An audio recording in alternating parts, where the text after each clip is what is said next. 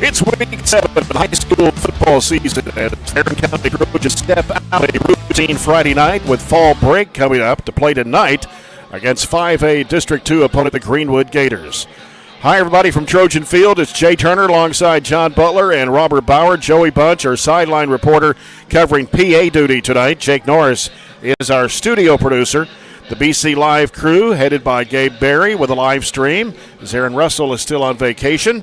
And this is the Don Franklin Glasgow Countdown to Kickoff. John and Robert will have their thoughts and on the J&J Sales keys to the game later in our pregame report.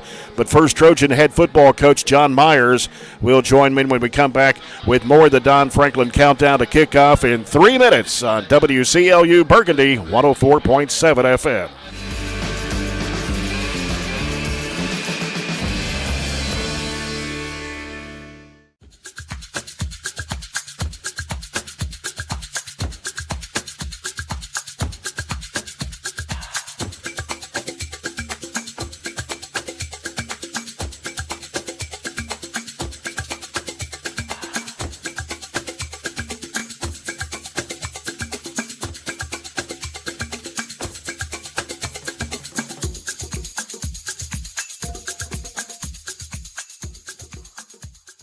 DTS is a non-emergency medical transportation service offered in Barren and surrounding counties. Drivers endure rigorous training before attending their first call to ensure all proper procedures will be implemented. And transporting individuals from one destination to the next is only a part of the mission. DTS desires to make the disabled, the aging, the down on their luck feel seen and loved. If you are a caretaker or work in the medical field and want to know more about DTS, visit dts-ky.com.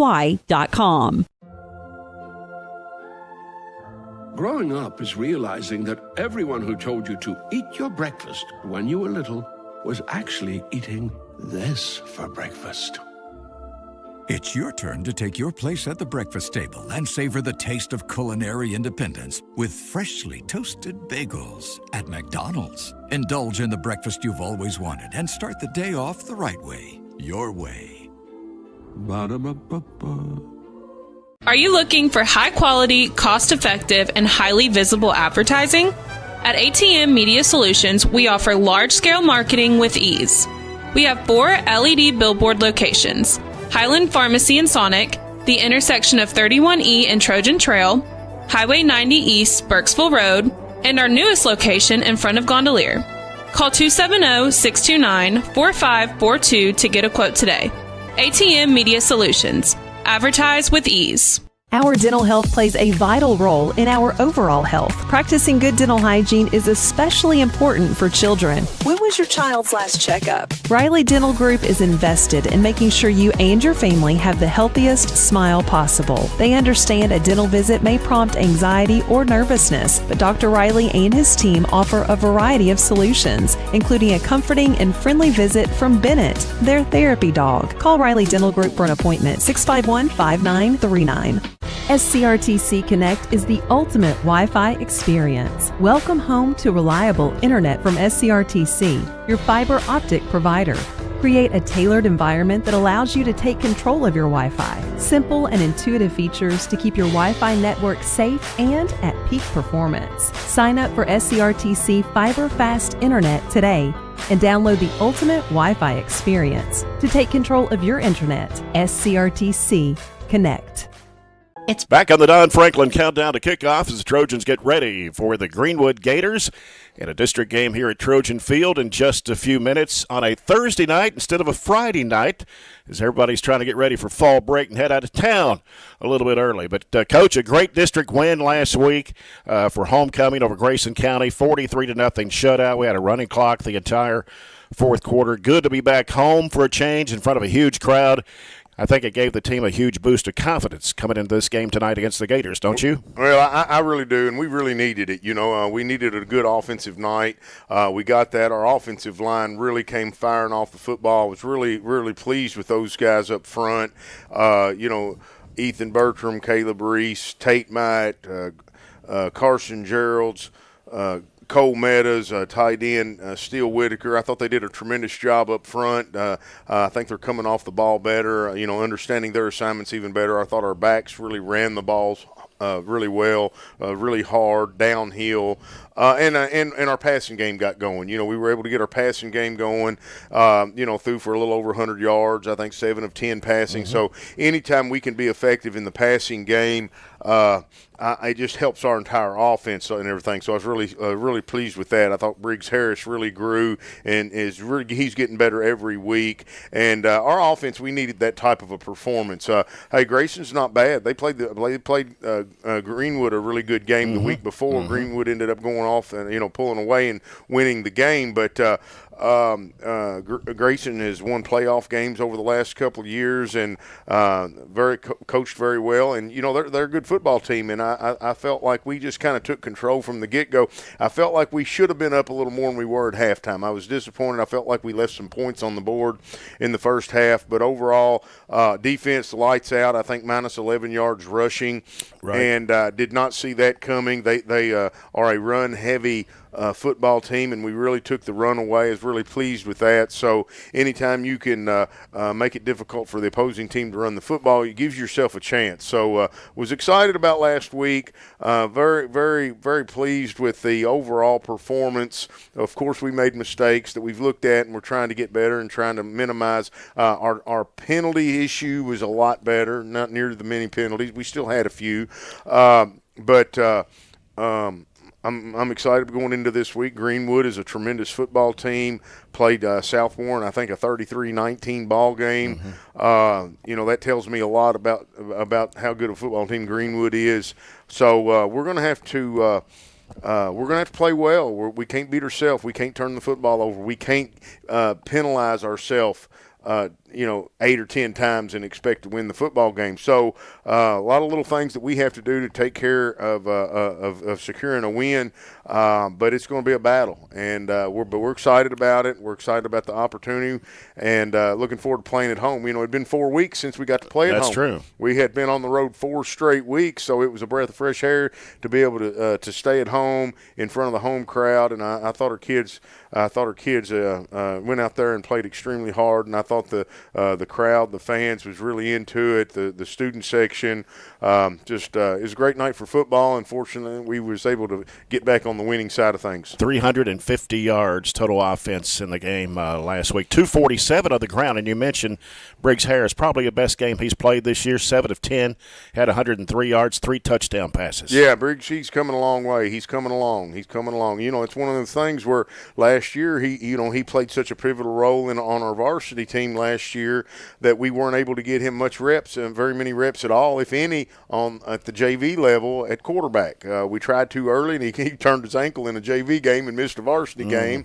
And then when we got him back, we had some other guys hurt, so it just didn't work out where we could get him some opportunities and get him some reps. And so he's been having to go, by fire. I thought we missed a couple of passes, and we talked to Briggs about that. I got on him pretty good about it, and I love the way he responded and come back in that second half and really threw the ball extremely well. And our offensive line gave him plenty of time to throw it. It can only help his confidence. And for us to beat good football teams, we have to be effective throwing the football. We don't throw it a lot, but when we throw it, we need to be effective with it. Mm-hmm. So I'd like to throw it a little bit more this week than we did last week, but we'll see. Just see how the game plays out. Well, Jackson Bird caught 2 of those passes last week. He had 3 touchdowns, 27-yard pass, 21-yard pass. He also had a 6-yard run. And then, of course, Steele Whitaker got a touchdown pass as well, 26 yards. Briggs Harris ran one in for 20 yards. Jackson Pierce scores a touchdown. Jacob Dooley goes 5 for 5 at extra points. Dalen Thomas didn't score a touchdown, but he had 137 yards. Dalen Thomas has really, really looked good the last couple of weeks. We've gotten a lot of mileage out of him. Against Bowling Green the week before, I think he had 16, 17 carries for about 125 yards. The other night he had 13, 14 carries for 135 yards, something like that. Anytime we can get that production out of our fullback from Dalen, it really helps open up the rest of our offense. And it's one of those things where last year when we started playing Dalen a little bit more at fullback, it just seemed like we really kind of got going and everything. I mean, we had a tremendous fullback in Cody Kearney as well, and it kind of gave us a two-headed monster right there. But we was able to get some other guys into some other key positions, and it just opened up our offense. And we probably didn't do that this year like we should have, But we've had some injuries, we've had some different things come about, and we was like, man, let's get Dalen back at that fullback position, get him the ball. We can get him the ball a lot more often in fullback than we can at that wing. And even though the wing plays maybe a little bit more explosive for him, what he's doing at that fullback spot is really, really good for us. And then we've got Corbin Wells, who had been playing a little bit more fullback, but he had gotten hurt, right? And so he couldn't really run the ball like we was hoping, like we wanted him to be able to. He's a little concerned about his shoulder, but he's back now, so we moved him to the H, and I'm not so sure that that's not a better spot for both of those guys. So he did a tremendous job lead blocking, running the ball a few times when he did get the opportunity. Just a tremendous football player. So, we're excited about that. Because of some injury, we had to move Bird to the Z. We moved Steele into the tight end spot. Weston Shelton's back, been able to play the X. He caught a couple of passes as well. So really pleased with the way we responded, got some confidence, most importantly come out of there with a win at home, and looking forward to another big night tomorrow night or tonight. And as you mentioned about penalties too, you only had 7 for 50 yards last week. Right. So I know you want that number down even lower, but it's about cutting half from the first 2 or 3 games compared to what the way it had been. It seemed like we didn't hardly have anything, but we did. As a matter of fact, one of our penalties knocked us out. We had a 3rd and 1 or a 4th and 1, and we lined up all sides and moved us back to 4th and 6. We ended up not getting a first down on that one. That was a display. I think it was on our first drive of the ball game, and so there was a penalty right there that took points off the board for us. So, or possibly took points off the board for us. So, but we did settle down and do a better job throughout the rest of the ball game, and we're looking forward to hopefully continuing that improvement tonight. Well, you talked about Greenwood. They're 4-2. They're 2-0 in the district. They have wins over Grayson. We talked about the Warren Central win last week. They beat the Dragons 30-6. A team loaded with seniors. They got 19 seniors on the roster. William Howard coached here a couple of years for Barren County, the 05-06 season. They do return their quarterback despite losing 16 seniors from last year. They were 5-6, but this seems like a team that has sort of reloaded. But if you get a win this tonight, that could possibly give you the 2 seed in the district. Oh yeah. We still got Warren Central to go. But we still have Warren Central to go. But we can't get it without winning this one. Yeah. So it's an important game. It's an important game for both teams, and it's what high school football is all about. And Greenwood held Warren Central last week to -9 yards rushing. So that said a lot for their defense. They had 256. Let's say that again. Greenwood did what? They held Warren Central to -9 yards rushing. Got you.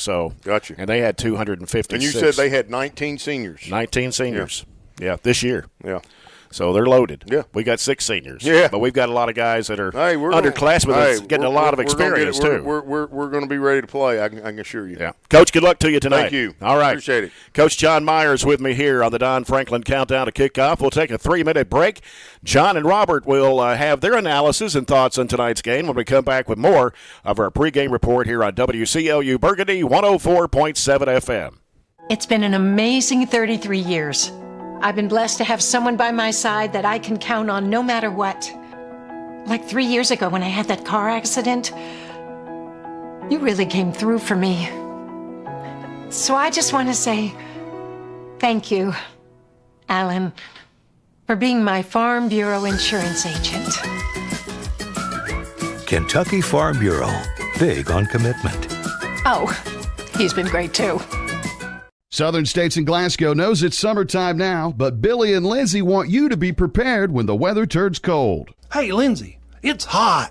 Well, Billy, it won't be that long before folks are needing propane for the heating season. I think it would be great if we could grow our propane business at Southern States Glasgow. We do have great service technicians and an excellent group of guys to deliver propane. Let's do it. Let's grow our propane business. Southern States and Glasgow is your local propane dealer. If you haven't heard, there's a new approach to banking. It's called Kasasa, and you'll find it at the People's Bank. Your free Kasasa checking account offers you monthly cashback rewards. The Kasasa cash checking account can earn you a very high interest rate on your balance. Then link Kasasa Saver, and you'll also get a high rate on your deposits. Grow with Kasasa at the People's Bank in Glasgow, Cave City, and Barren. The People's Bank. working for you. Restrictions and qualifications apply. Restrictions may vary. Contact the People's Bank for details and to learn more.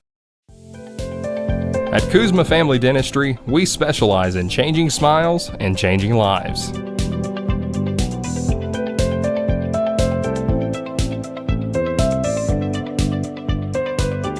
If you'd like to experience this wow factor transformation that not only can change your smile, but change your life, give Kuzma Family Dentistry a call at 270-651-2638, located at 501 West Main Street in Glasgow. Have you injured yourself playing a sport or exercising?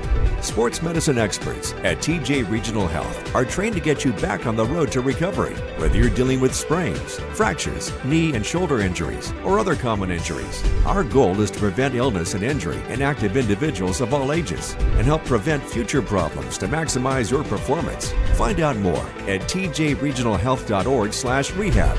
Patients first, team always. TJ Rehabilitation Services. Mow, dig, haul, trench.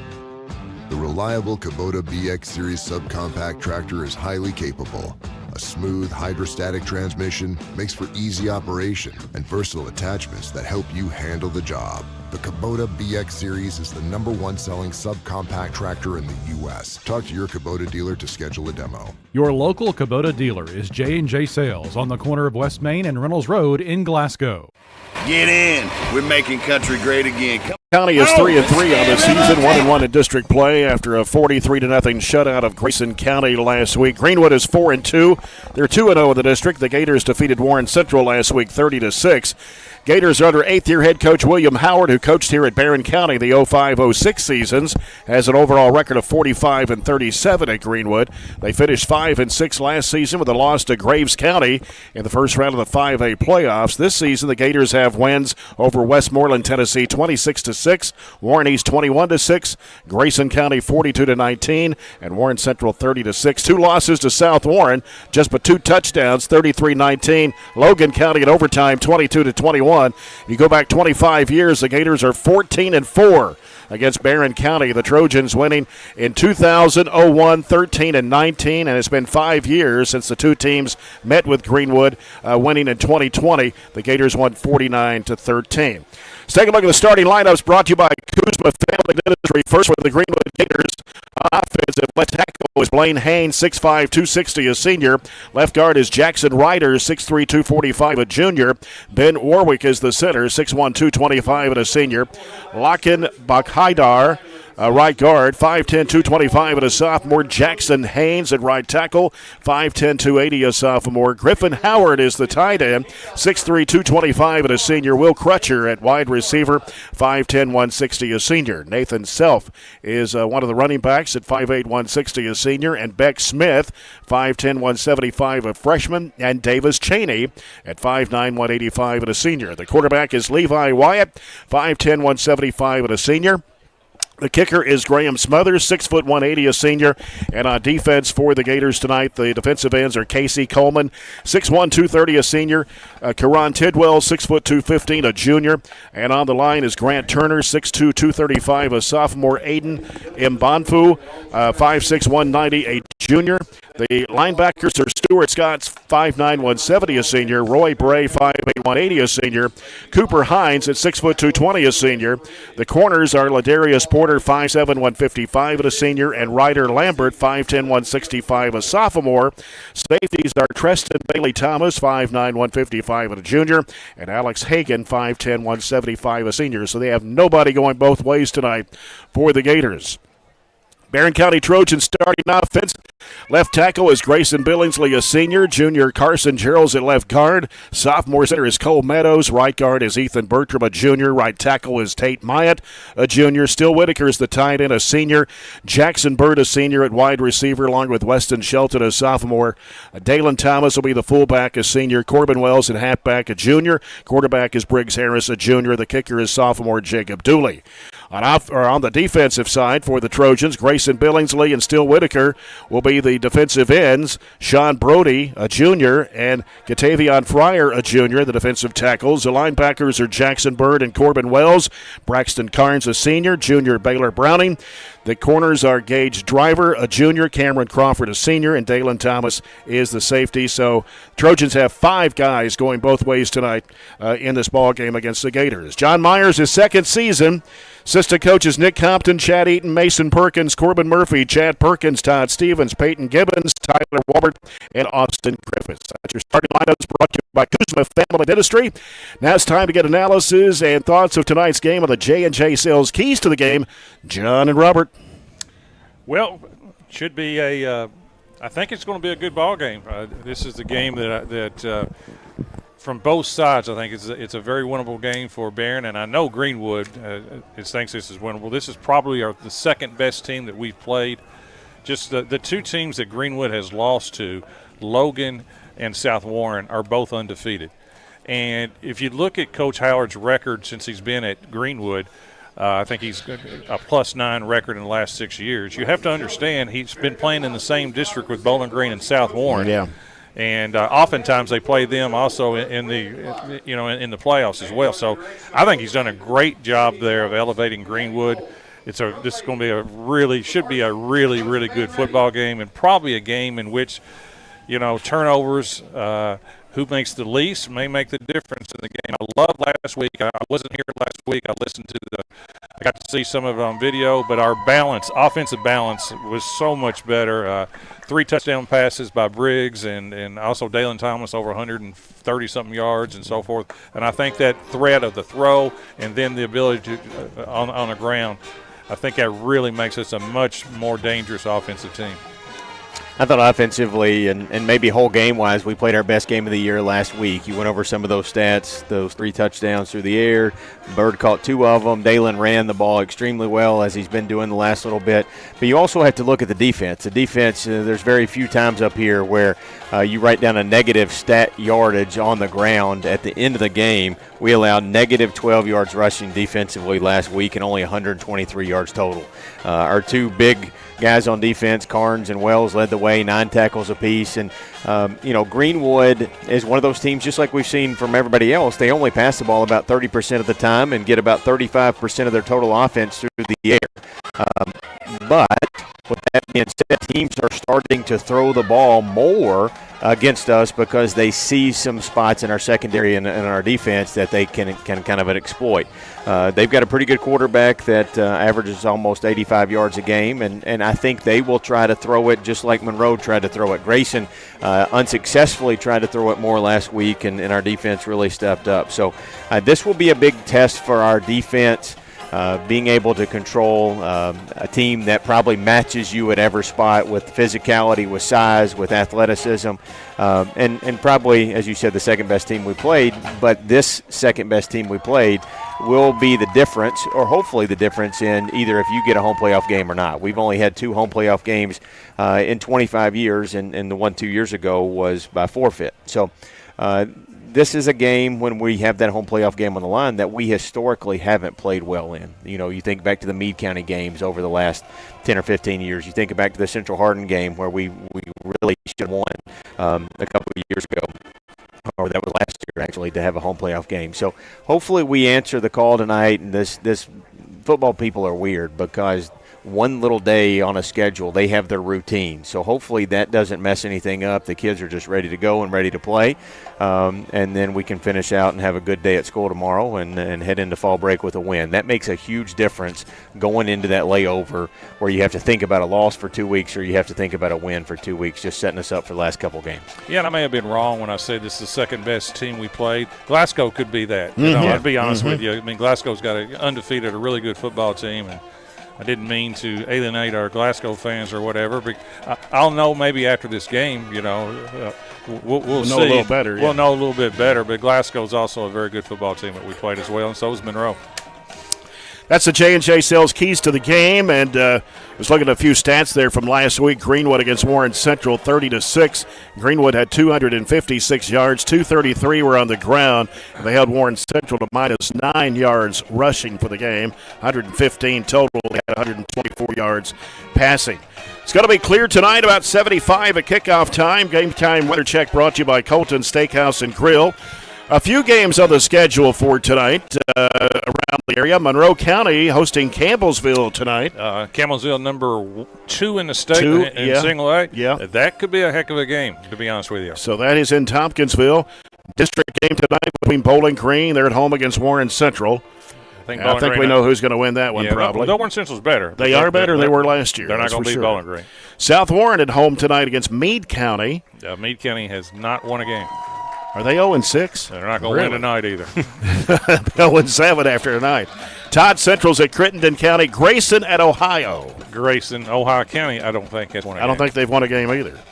So that's the area schedule. And, of course, tomorrow night, most everybody will be playing. That's not playing tonight. Glasgow at Butler County tomorrow night. That game on WCLU Blue 103.1. Joe Myers, Bruce Tribune, Larry Alexander. They'll have that game for you on the Blue Channel tomorrow night. Glasgow at Butler. They're not going to have any trouble with that one. They will go 7-0. Governa travels all the way down to Fulton County tomorrow night. I think if they get there and they bring the right people, they'll win. We'll see. Hart County at home against Adair. I was talking about the Twins. Yeah, the Martins. Yes. Yeah. Hart County at home against Adair tomorrow night. I like Hart. And Metcalf hosts Green tomorrow night. Green's got a pretty good team. Yeah. That's Metcalf's struggled this year. And Allen County Scottsville, who has yet to win a game, they're at Warren East tomorrow night. Yeah, that's probably Warren East, though. I think that game could be competitive. So we'll see what happens. But we'll have updates on some of these games tonight. Monroe County and Campbellsville, Bowling Green against Warren Central. Hope to have the Grayson at Ohio County score for you. But everybody in our district is playing tonight on this Thursday night. Yeah, and that's Greenwood is used to playing on this Thursday. They've done that in that district for the last so many years. So this is not unusual for them. It's a little different for us, though. Yeah. Well, we still have about 9 minutes before kickoff here. The Trojans and the Gators as the crowd still comes into Trojan Field. We'll be off next week. It's fall break next week, so we will not have a game until October the 17th when we take on Macon County, Tennessee. That's the team I don't know that we've ever played before. I don't think we have. And I think that was probably the slot that Ohio County was supposed to have been in, but they didn't want to – well, they're not competing in the district this year, so they wanted to I guess not play us for some reason. But then we go to Warren Central and then to Allen County Scottsville to close out the season on Halloween night. Unless they move that one to Thursday. I doubt it. No. We'll play Halloween night, trick or treat.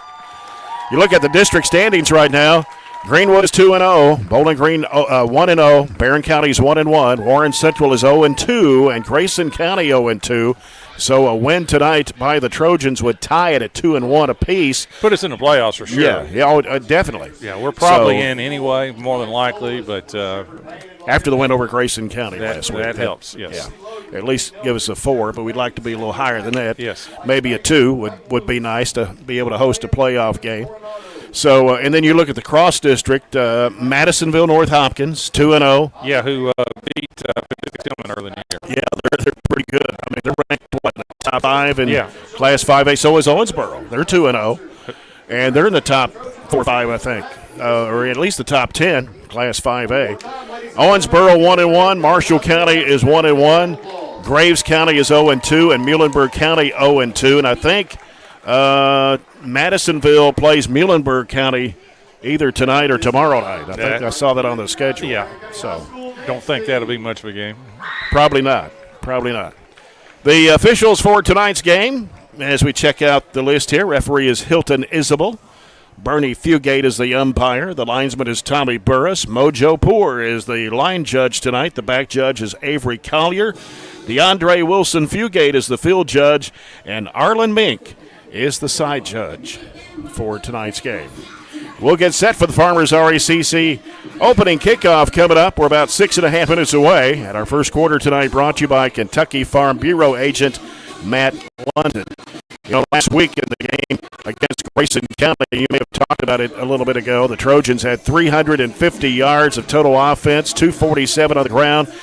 Briggs Harris probably played his best game this season, 7 of 10 passes, 103 yards, 3 touchdown passes. He also ran one in, too. He ran one in. Jackson Bird had 3 touchdowns, 27-yarder, a 6-yard run, and a 21-yard pass. Steele Whitaker had a 26-yard pass touchdown from the quarterback. Briggs Harris. And then, yeah, you mentioned Briggs Harris. He ran one in from 20 yards last week. Jackson Pierce, freshman, had a touchdown as well last week. And Jacob Dooley went perfect on extra points. He was 5 of 5. And, of course, you mentioned Dalen Thomas, 19 carries, 137 yards. Yeah, and that's has really become a theme since basically the fourth game of the year, where he has kind of become the go-to running back and so forth. And, of course, and also after losing Harris. Right, Jordan. Jordan as well. So he's really, Connor Thomas is out. So he's taking on that load. But it's the balance that's going to make us really more explosive with the air and run, where you just can't key on stopping the run. Right.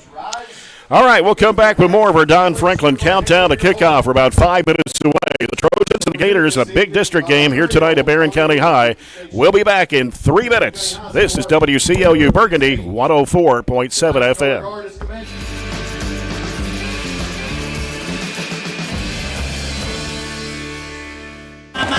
Willie 94.1. You got to have an ace in the hole. Willie 94.1. Working man. The Big Willie.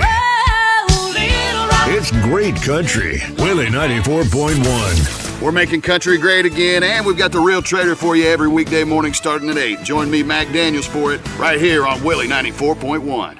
At Don Franklin, we're about more than just selling cars. We're about families, generations of them. Founded by my parents in 1968, we've been here growing alongside you. From the first family car to the newest model for the next generation, our values of trust, care, and commitment are in every handshake, every deal. With over 5,000 vehicles to choose from, check them all out at DonFranklinAuto.com. Don Franklin, driven by family.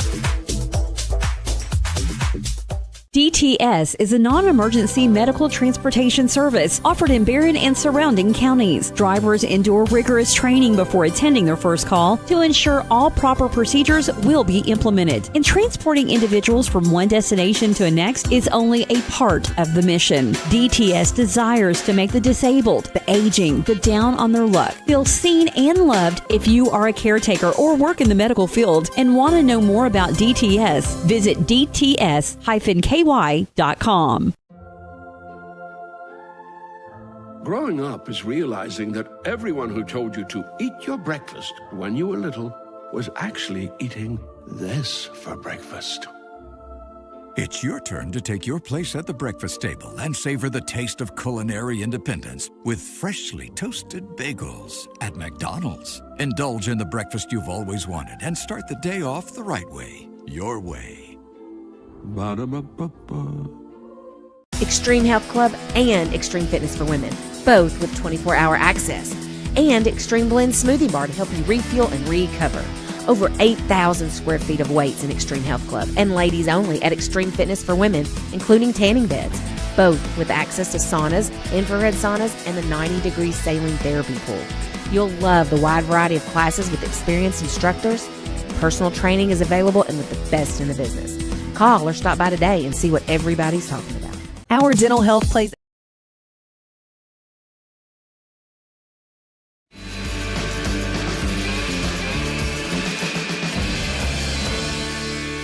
us that they're having some camera issues with the live stream, so hopefully they can get those issues worked out. Not sure what the... You may go up there and try to fix it. I don't know if it's on the roof or one of the other... It's not this camera, I don't think, that's beside of us here. It's the one on top.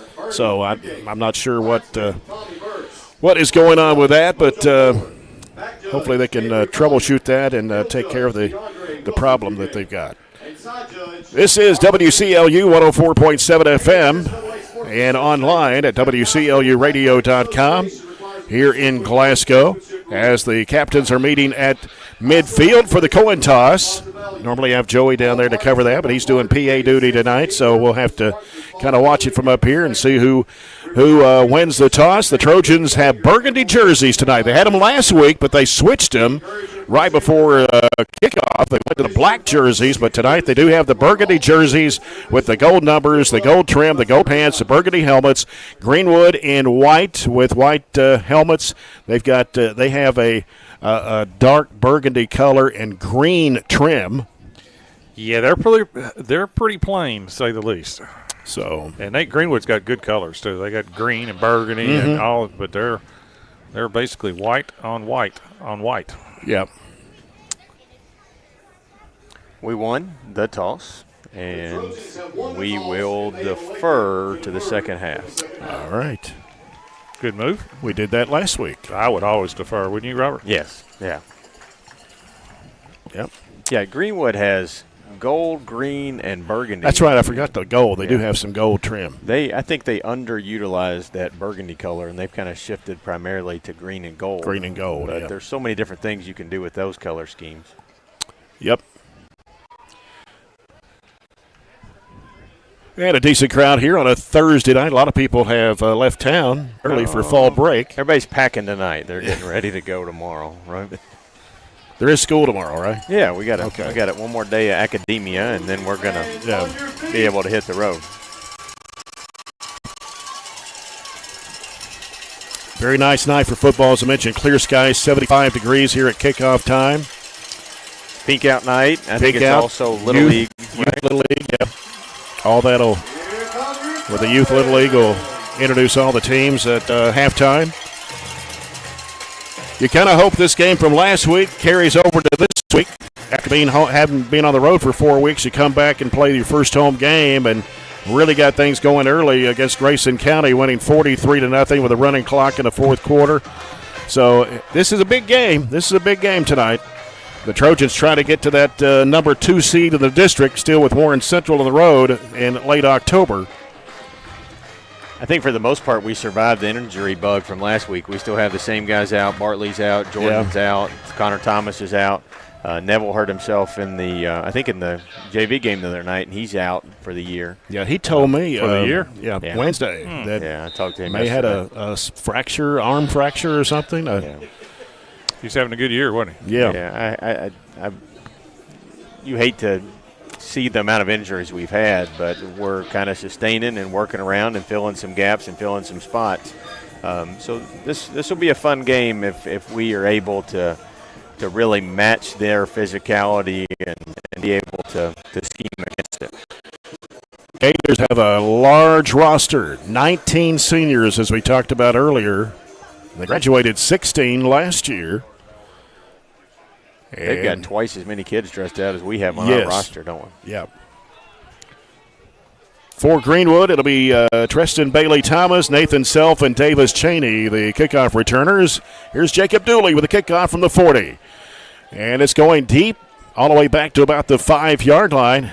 And it's number 15. Is that what I'm seeing out there? Eisenhower. Number 15, and that is Max Eisenhower, a 6'1", 160-pound junior. And you got a penalty too. It's going to be it's a push in the back. It's going to be a push in the back on Greenwood. So that was good coverage, good kick. They faked a reverse too, by the way. Mm-hmm. And Barren County, we did not bite at all, and it's going to push it all the way back inside the 10 with the penalty. Put it back at the 6. Greenwood moving left or right. Again, our BC Live camera having some issues, so you're not able to see it on the live stream. You can probably hear it. Oh, yeah, trust us. The audio. Trust us. And so if you're listening on radio or audio on the live stream, Greenwood is moving from left to right here in this first quarter. Quarterback is Levi Wyatt. He's going to put it in the air, and it is going to be caught. That's Eisenhower, who was not in the starting lineup, and they've changed it right at the last minute. Takes it all the way to the 39, close to the 40-yard line. That was a broken coverage that time. That was a slant. We had nobody on the inside, and we were trailing that the whole time. Gain of 26 on the play. 23. So first down for the Gators on the first play. Shotgun formation. Here's Wyatt on the handoff to his running back, coming to the near side, spinning back inside. That is Self on the carry, and he picked up a yard, maybe two. I think they're going to give him one, so it'll be second down and 9 for the Gators. So that last play was a gain of 31, and then a short gain there. Putting the ball out at the 38-yard line. We got two receivers to the left side. Wyatt on the count, sending a man in motion left. On the snap, here's Wyatt rolling out to his left side. He's looking, puts it in the air, almost intercepted. Baylor Browning almost picked off that pass. Yeah, he won't get a easier chance at interception ever. He dropped in coverage and hit him right in the hands. I know Baylor he'd like to have that in back. He might have been able to return it. Yeah, because there was some open field there. Third down and 9 for Greenwood now. Ball is at the 38. And they're going to send receivers out to the near side. 3 of them, one to the left. And it's Wyatt on the count. Takes a snap, rolling out right. Now looking left, dumps it in the middle. It's going to be caught and a play. What a spot by Braxton Carnes. Nailed the guy for a loss, and it brings up fourth down for the Gators. Great job by Braxton. They set up a screen that time to the left side, and basically Braxton was really the only Trojan over there, and he made a great one-on-one tackle, loss of 1 on the play. Doesn't make that they run a long way, but that right there is a defensive play that makes the difference in ball games. Jackson Bird back for the Trojans. The punter is Graham Smothers. And gets this one away and takes a bounce and just kind of goes dead there around the 30-yard line. Trojans will have it for the first drive here at the, mark it at the 31. 9:55 to go here in the first quarter. Good start for the D. Yep. Give up that one pass play, and this looked like a broken coverage. And other than that, boy, that was a really good series. Yeah, good bounce back. You give up a 31-yard pass play and then bounce right back and get a next series of downs and get them off. Weston Shelton is the receiver out to the left side with Jackson Bird in the wing back. Backfield was split, and the handoff was that to Wells or Dalen Thomas. Okay. Gets 4. Yeah. Right up the middle. Yep, right there at the 35. So they give him 4. It's second down and 6 for the Barren County Trojans. Griffin Howard on the stop. That's the son of the coach, William Howard. Remember Lofton Howard? And he's at WKU. Yeah. Receiver out to the right. Bird will stay in the wing back here on the left side. And now handoff coming to Wells. Busting through there. Got a lot of yardage. Gets across the 45 to the 46 for a first down. We'll take that. Gain of 11 on the play. That previous play set that one up. They all crashed down on Dalen. We pulled it from Dalen and gave it to the second back through Wells for our first down of the night. Good run by Corbin Wells.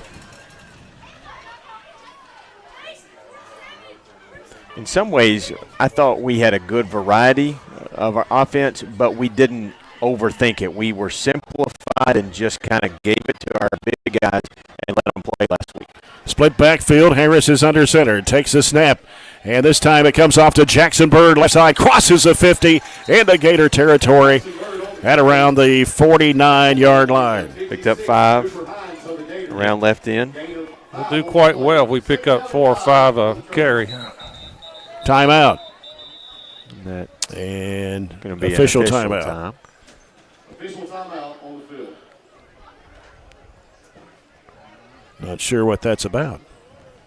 I mean, it's humid out there, but it's not humid enough to take water breaks. We haven't had any water breaks all season. There's somebody down over there. Yep. We're just covered. Covered up. I we didn't can't see see it. anything. Couldn't see here on the near side. And it looks like a Burgundy helmet. Yeah, it is a Trojan. It's one of our guys. It's not Jackson because I saw him get up, but that's pretty much where it was.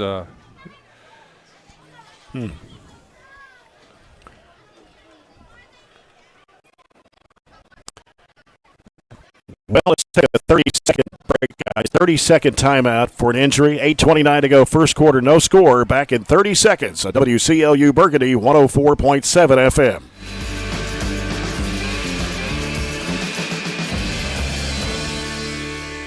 A vital role in our overall health. Practicing good dental hygiene is especially important for children. When was your child's last checkup? Riley Dental Group is invested in making sure you and your family have the healthiest smile possible. They understand a dental visit may prompt anxiety or nervousness, but Dr. Riley and his team offer a variety of solutions, including a comforting and friendly visit from Bennett, their therapy dog. Call Riley Dental Group for an appointment, 651-5939. Field, 8:29 to go here in the first quarter. No score between Barren County and Greenwood. They're still checking on the injury, which we can't tell who it is from up here. And they're still, for those who are watching online, they're still working on the camera.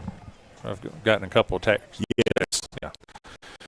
Still working on the camera. Not sure what the issue is, but nevertheless, you can hear us on the audio part. That is Grayson. Bertram. Is that who? I think it's Bertram. Bertram? 66. Yeah, Ethan Bertram. Ethan Bertram. And it seems to be a left leg, maybe an ankle. I don't know. It's not being helped to the sideline. Not been able to put any weight on it at all. And we were blocked because the tackle happened right around the sideline, and we really couldn't tell what happened. And our offensive line has played really well last week, too. So, yeah. Harris under center, takes a snap. He's rolling out right. He has to get rid of the football, and it's deflected. Well, could have been picked off, too. Yeah, that ball was headed for Jackson Bird. Ball was very catchable, and Briggs took a huge hit. Give him credit. He hung in there and then just took a big hit. Trying to get the ball. It looked like the Jackson Bird on a little crossing route.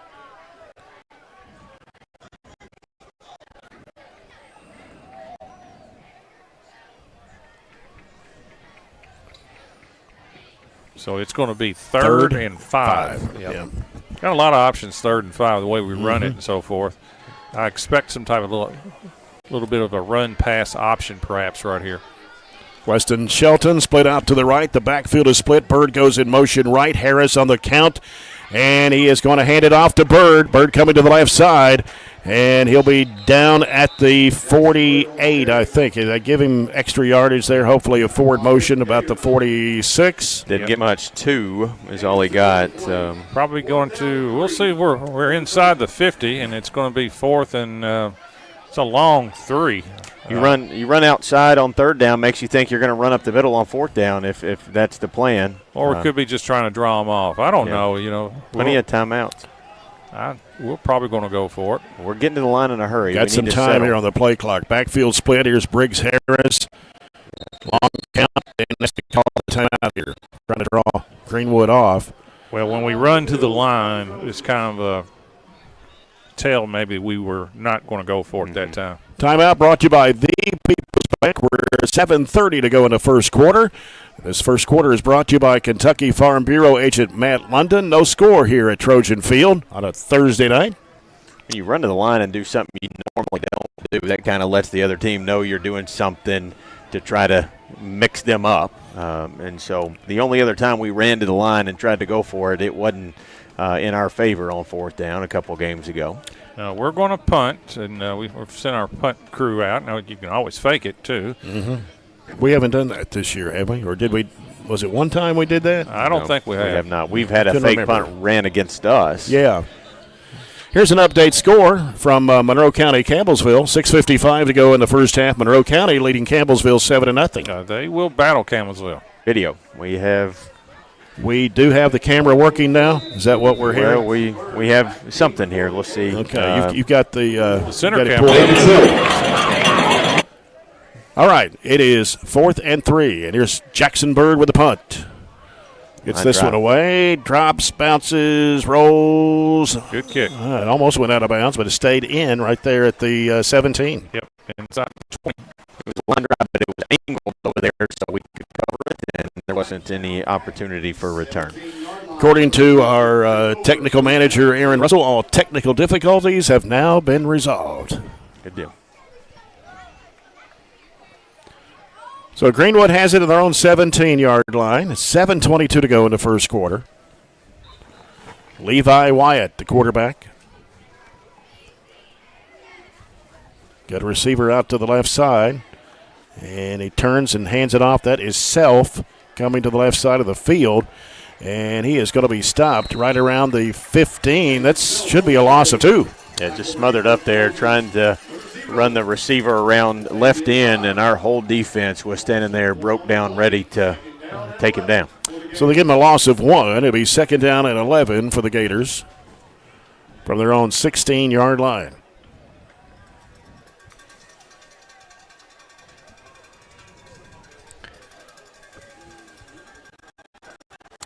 Receivers left and right for the Gators. Shotgun formation. Going to send a man in motion to the left. And the handoff is to the running back. Tackle made right around the 20.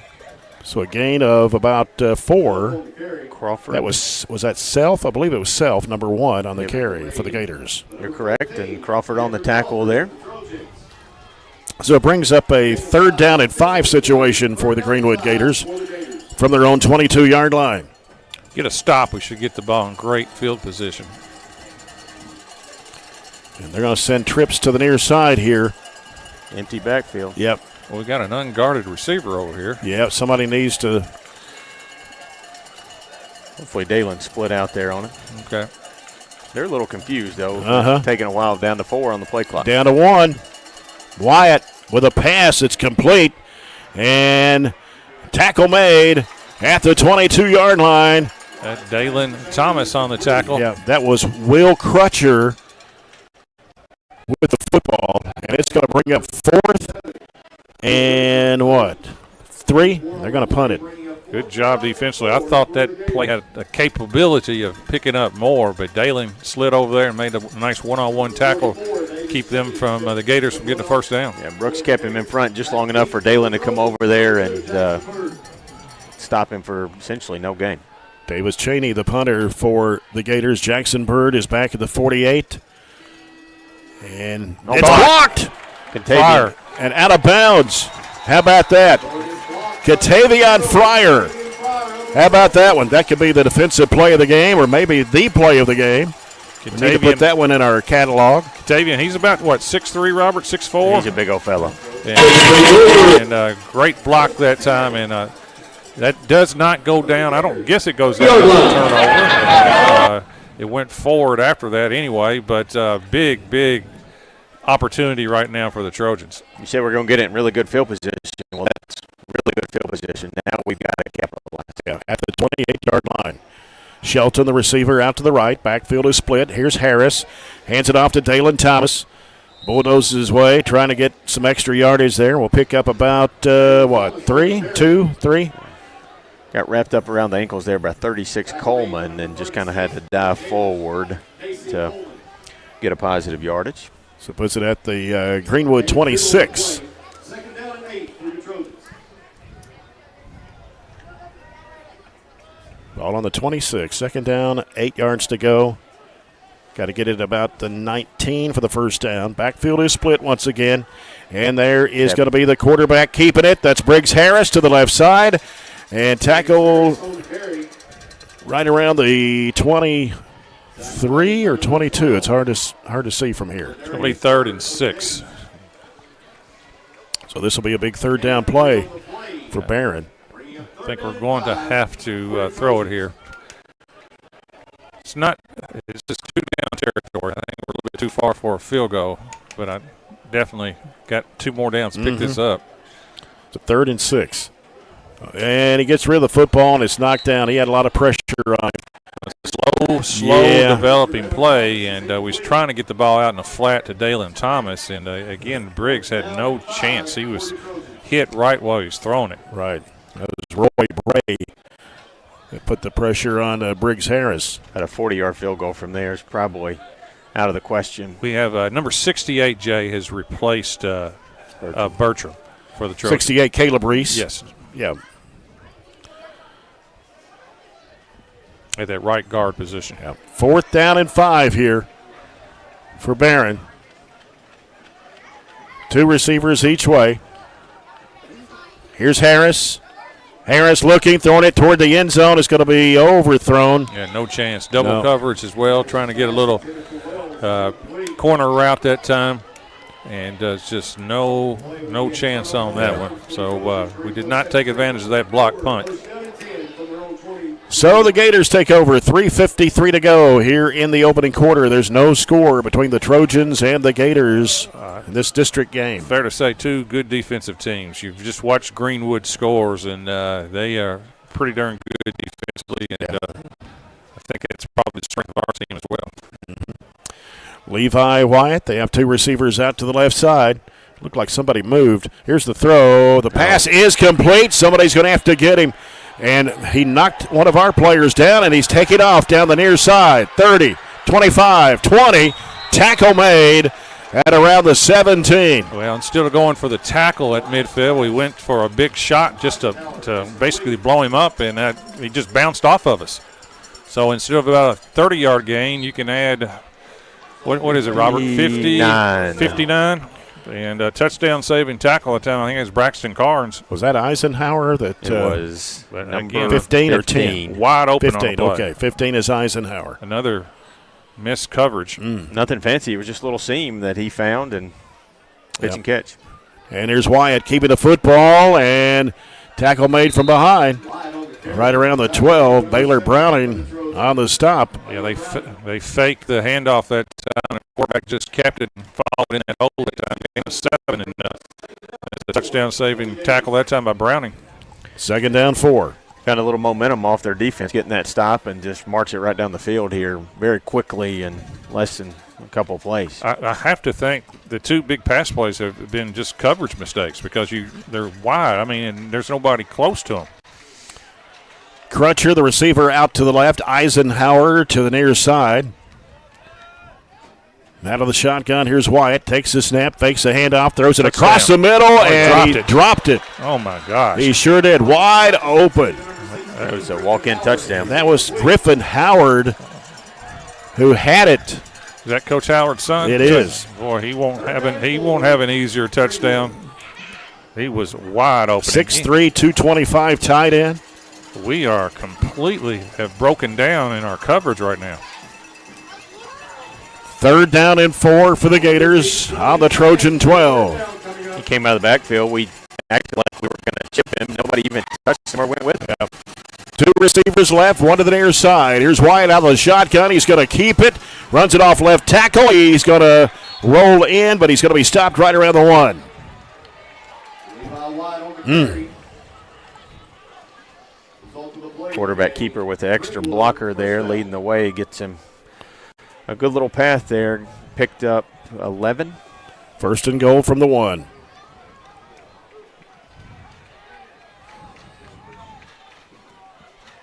I don't know why they just don't. Looks like to me it's quarterback sneak Mm-hmm. all day long right here. They're in the tush push. Look. Yeah. No, they're not. They're in the shotgun. Comes to Cheney. Cheney will work his way in. Touchdown, Greenwood. I didn't see the extra player back there. That's Cheney's 11th touchdown of the year. It's only his first carry. But yeah, he didn't have very many carries, actually. I think that's where he scores his touchdowns, on those inside the 5, basically. It was just a direct snap to him like the old Wildcat. So Greenwood gets on the board first at 6-0. They have a good kicker, too. I think he's 15 of 17. He is very good. Yeah, you're right, John. 15 of 17 on extra point kicks this year. Left-footed kicker. Graham Smothers. Snap. A little high. Ball is down. The kick is up, and it is good. And Greenwood is up here with 1:57 to go by a score of 7-0 over the Trojans. Davis Cheney with a 1-yard run. Had a couple of big plays in that drive. So, Gators on the board first. Was that a 4-play drive, 5-play drive? Wasn't much. Yeah, we had some major defensive breakdowns. Major. And I do think part of the reason that teams are trying to throw the ball more against us, some more than they characteristically do, they've thrown it just about as many times as they've ran it, and they're usually a 2-to-1 split. like. Yeah, they average 251, 164 rushing, 87 passing. Yep. I am looking at Ethan Bertram. Doesn't look like he's coming back into the game. He's looks like he got a nice pack on his knee over here on the sideline. We wish him the best. Yeah. Ethan Bertram, one of the juniors. And nice run of the kickoff return. Fumble. And a big let's see what it's going to be here. Shelton ran it back and fumbled it. Got around the 36-yard line. We got it back, though. All right. That's a good. Woo-wee. That was a good break for the Trojans. That was a good run back for Shelton, but he got hit from both sides right around the 35, and I couldn't tell who got on the ball. I couldn't either. The instant replays brought to you by the Glasgow Electric Plant Board. Robert's doing a little investigation. It's hard to tell. It's a pile of kids. You'd have to watch who got up with the ball. 34 for us was Tyler Pursley. 34, Tyler. Yeah, Tyler Pursley. Backfield is split. Here's Harris, and he handed off to Dalen Thomas, and they were ready for him. Yeah, they're jumping that play. You know, they're taking away. Right now, Dalen's running that fullback spot, and they are jumping that the last couple of times. I don't know how he got two. Yeah, they were right on top of the exchange that time with Harris and Dalen, and we're lucky to not only not fumble but to pick up two. Second down and 8. We're down to a minute 25. Clock running here toward the end of the first quarter. Greenwood, if you just joined us on top here, 7-0. Weston Shelton, the receiver, out to the left side. Got Dalen Thomas and Corbin Wells in the backfield as Still Whitaker and Jackson Bird shift over to the right. Harris is under center, takes the snap. He drops back, throws. The pass is complete to Shelton, and he's brought down at the 38. So really no gain. He might have got a half yard. Just such a long throw. It gives him so much time to jump that route and be able to take him down as soon as he caught it. Third down 8, 45 seconds to play. Greenwood's got good size, and they have a really good mix of size and athleticism. You can kind of see how they played with South Warren, to be honest with you. They've got the look of a really good football team. Very physical. Yep. Wells and Thomas in the backfield. Harris this time keeps it. Got to reverse off to Bird, and they were just sitting there waiting for that. That was picked up a yard. That was about it. Time's going to run out here in the first quarter. It's going to be 4th down and 7 for Barren, but we come to the end of the first quarter, and it's Greenwood 7, Barren County nothing. We'll be back in 1 minute. This is Trojan football, brought to you by Don Franklin Auto on WCLU Burgundy 104.7 FM. I just did it, but I waited way too long. Trust me, it's about time you left cable TV behind and started saving with MyStream TV from SCRTC. Already have TV with SCRTC and you still have cable boxes and wires everywhere? Talk to SCRTC about MyStream TV and compare it to your current service. The best thing about MyStream TV, you'll save money and get up to 1 gig symmetrical internet. Visit scrtc.com and click on the MyStream TV logo at the top to start saving on cable today. It's been an amazing 33 years. I've been blessed to have someone by my side that I can count on no matter what. Like 3 years ago when I had that car accident, you really came through for me. So I just want to say thank you, Alan, for being my Farm Bureau insurance agent. Kentucky Farm Bureau, big on commitment. Oh, he's been great too. Southern States in Glasgow. Jackson Bird with the punt. That was it Nathan Self? That was number 1, yes. Punt returner. That was Nathan Self. Called for a fair catch, and it's going to be at the 37. Greenwood's own 37-yard line. Yeah, we've got to tighten up defensively, especially with their Hurts with the pass and Hurts with the quarterback run that last series. Yeah. Second quarter brought to you by CRS Construction. And it's coming to the near side. That is number 44. It's Davis Cheney. Hard to bring down, hard to stop. He got it into Trojan territory at the 46-yard line. where it's first down for the Gators. A gain of 17 on the play by Cheney. He took a big hit on the sideline too, by the way, but got right up. Cheney, 5'9", 185, and a senior running back for the Gators. Snap comes to Wyatt. Hands it off. That's 15 on the run. Eisenhower. And tackle by Corbin Wells, a little one-on-one tackle. Pick up of about 5, close to 5. Who was that, Jay? 15? It was Eisenhower. Yeah. Eisenhower, like our former president? No, he doesn't spell it with an E. Oh, okay. Yeah. All right. He spells the rest of it the same, but leaves the E off the front. Okay. Second down and a 5.5 for the Gators as they send 2 receivers out to the right. Wyatt in shotgun formation with a runner to his right, and he will hand it off to him. Flag on the play. Is that our first penalty? Second. Second penalty of the night. Yeah, that's where the hold normally goes. This is the crew that keeps the tempo going. Probably my favorite crew, I'll be honest with you. Yep. Say they're right there with it. Yep. It didn't take them 3 hours to spot it either, do they? Nope. No. They throw it, they call it, and they mark it, and they go. So that'll back the Gators up to their own 47.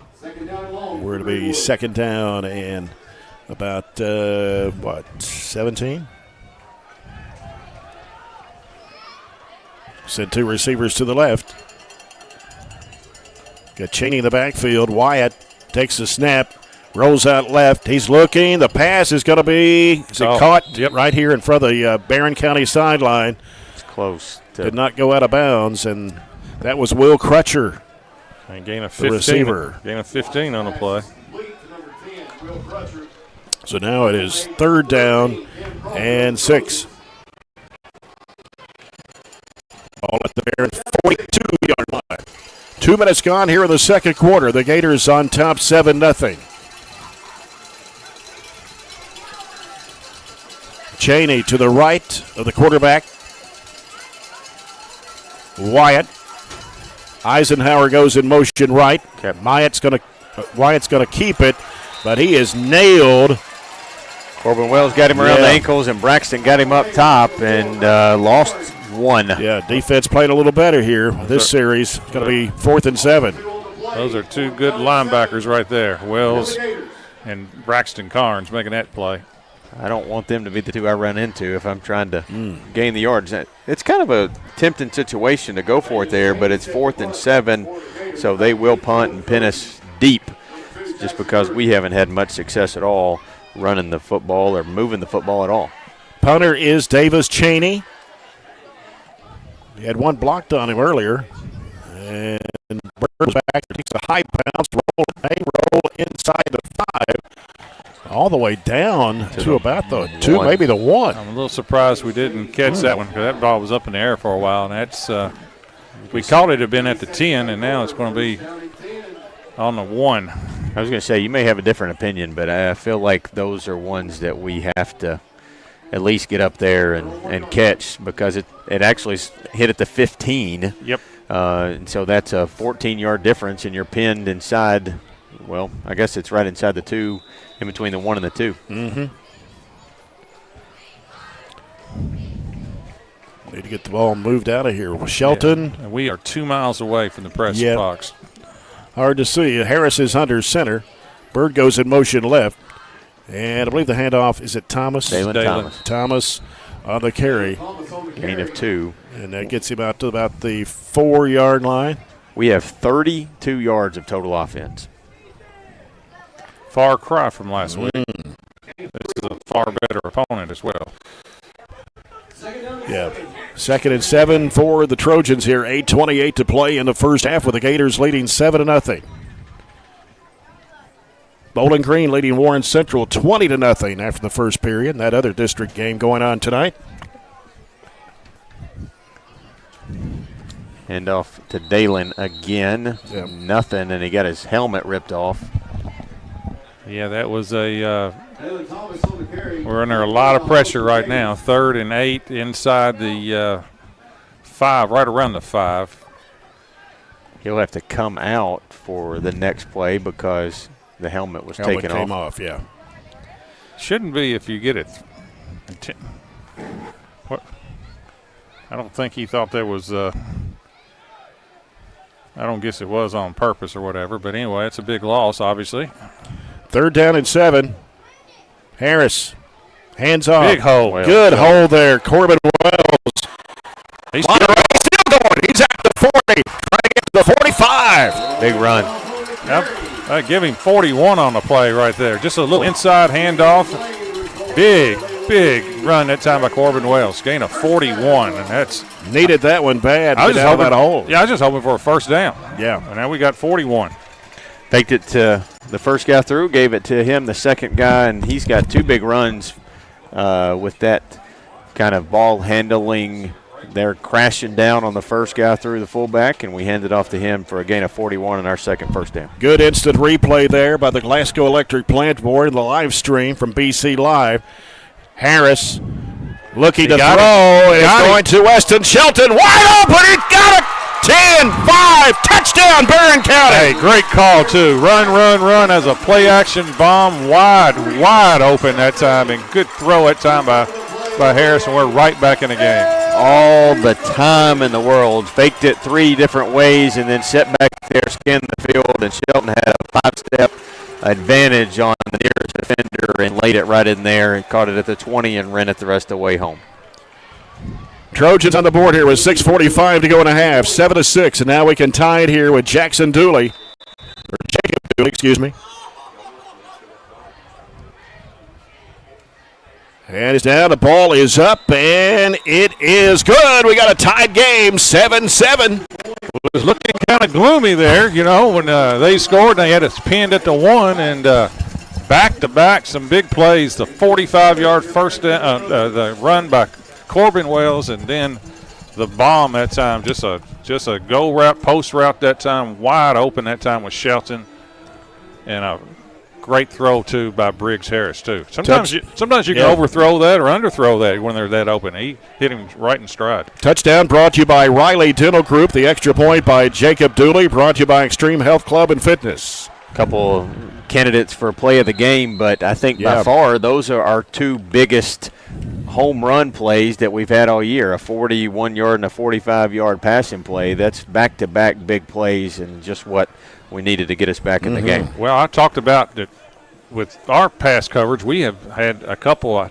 to me, missed assignments where we've given up wide open receivers. Well, Greenwood just returned the favor.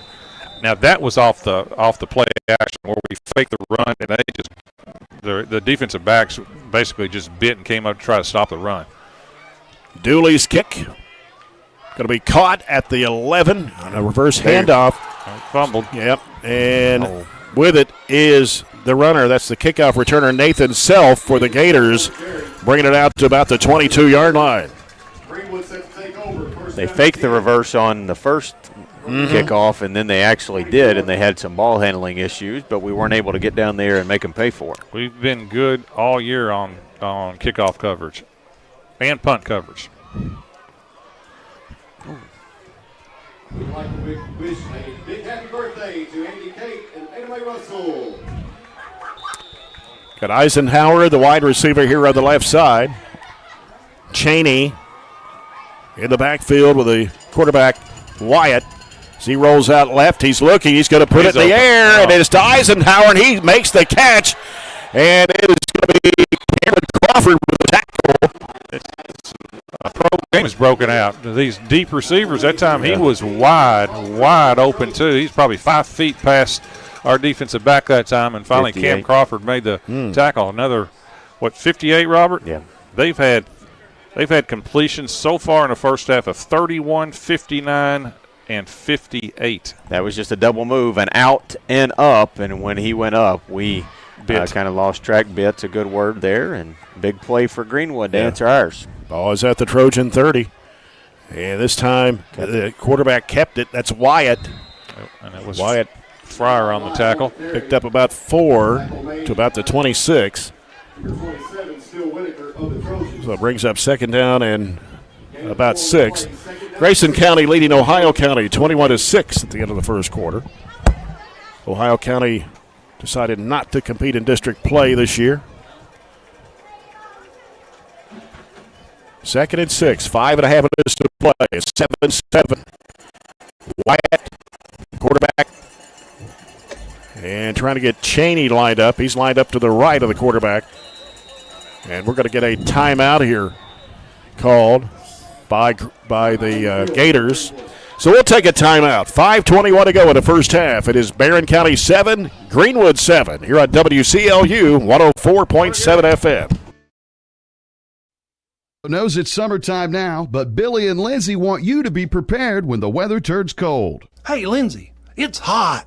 Well, Billy, you know it won't be that long before folks are needing propane for the heating season. I think it would be great if we could grow our propane business at Southern States Glasgow. We do have great service technicians and an excellent group of guys to deliver propane. Let's do it. Let's grow our propane business. Southern States and Glasgow is your local propane dealer.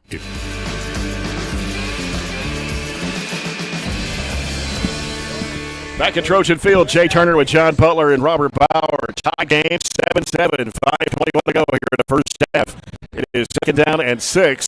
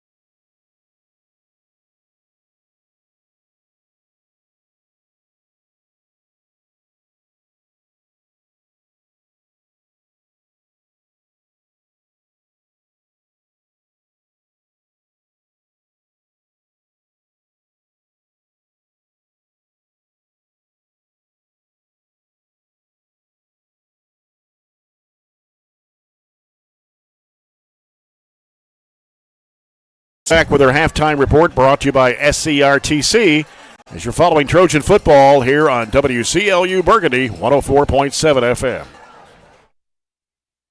FM. You haven't heard, there's a new approach to banking. It's called Kasasa, and you'll find it at the People's Bank. Your free Kasasa checking account offers you monthly cashback rewards. The Kasasa Cash checking account can earn you a very high interest rate on your balance. Then link Kasasa Saver, and you'll also get a high rate on your deposits. Grow with Kasasa at the People's Bank in Glasgow, Cave City, and Barren. The People's Bank, working for you. Restrictions and qualifications apply. Restrictions may vary. Contact the People's Bank for details and to learn more. Have you injured yourself playing a sport or exercising? Sports medicine experts at TJ Regional Health are trained to get you back on the road to recovery, whether you're dealing with sprains, fractures, knee and shoulder injuries, or other common injuries. Our goal is to prevent illness and injury in active individuals of all ages and help prevent future problems to maximize your performance. Find out more at tjregionalhealth.org/rehab. Patients first, team always. TJ Rehabilitation Services.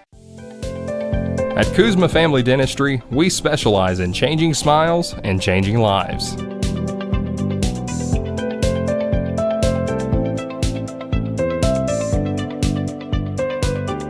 If you'd like to experience this wow factor transformation that not only can change your smile, but change your life, give Kuzma Family Dentistry a call at 270-651-2638. Located at 501 West Main Street in Glasgow. Mow, dig, haul, trench.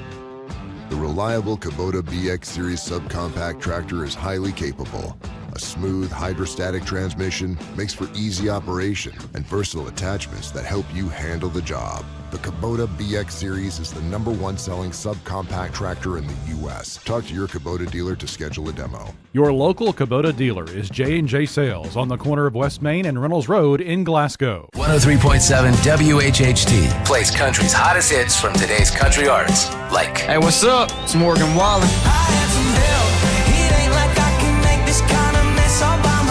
Hey, it's Lainey Wilson. Listen to longer with local community information that you need on 103.7 WHHT. At Don Franklin, we're about more than just selling cars. We're about families, generations of them. Founded by my parents in 1968, we've been here growing alongside you. From the first family car to the newest model for the next generation, our values of trust, care, and commitment are in every handshake, every deal. With over 5,000 vehicles to choose from, check them all out at DonFranklinAuto.com. Don Franklin, driven by family.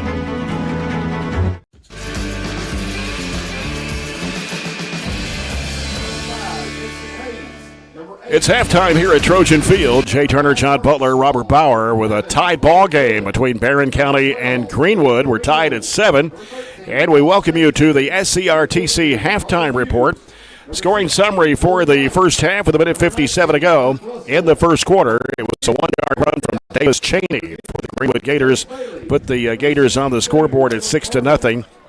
Graham Smothers kicked the extra point to make it 7-0 Greenwood. That was the score after the first period.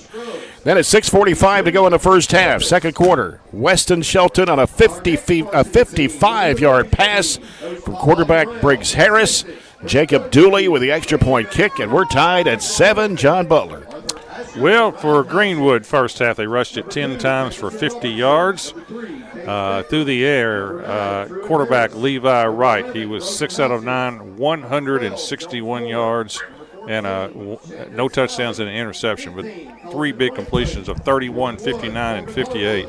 Total yards first half, 211. Of course, 161 of those is through the air. They had 5 first downs.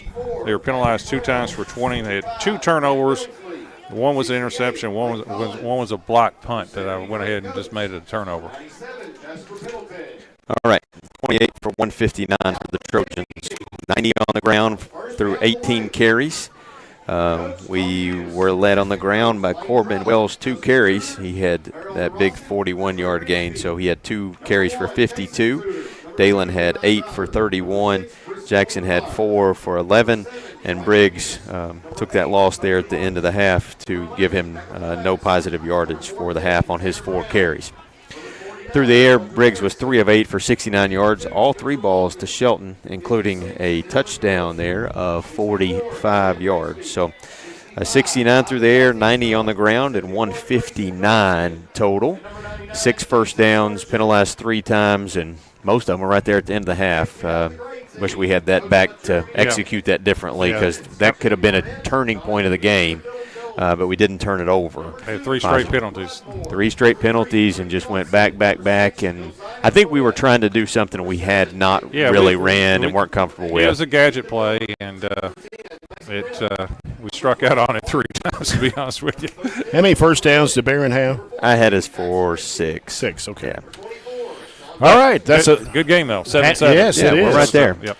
Halftime stats brought to you by McDonald's. We have more of the SCRTC halftime report. We'll have the weekly recap of what's going on at Barren County High, maybe a couple of things from the middle school as well.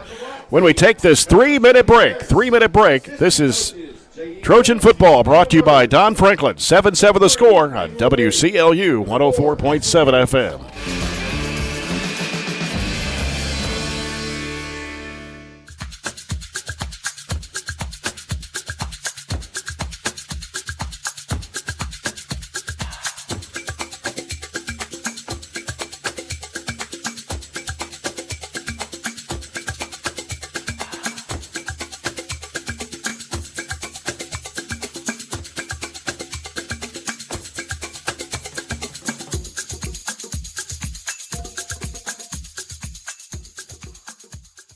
DTS is a non-emergency medical transportation service offered in Barren and surrounding counties. Drivers endure rigorous training before attending their first call to ensure all proper procedures will be implemented. And transporting individuals from one destination to the next is only a part of the mission. DTS desires to make the disabled, the aging, the down on their luck feel seen and loved. If you are a caretaker or work in the medical field and want to know more about DTS, visit DTS-KY.com.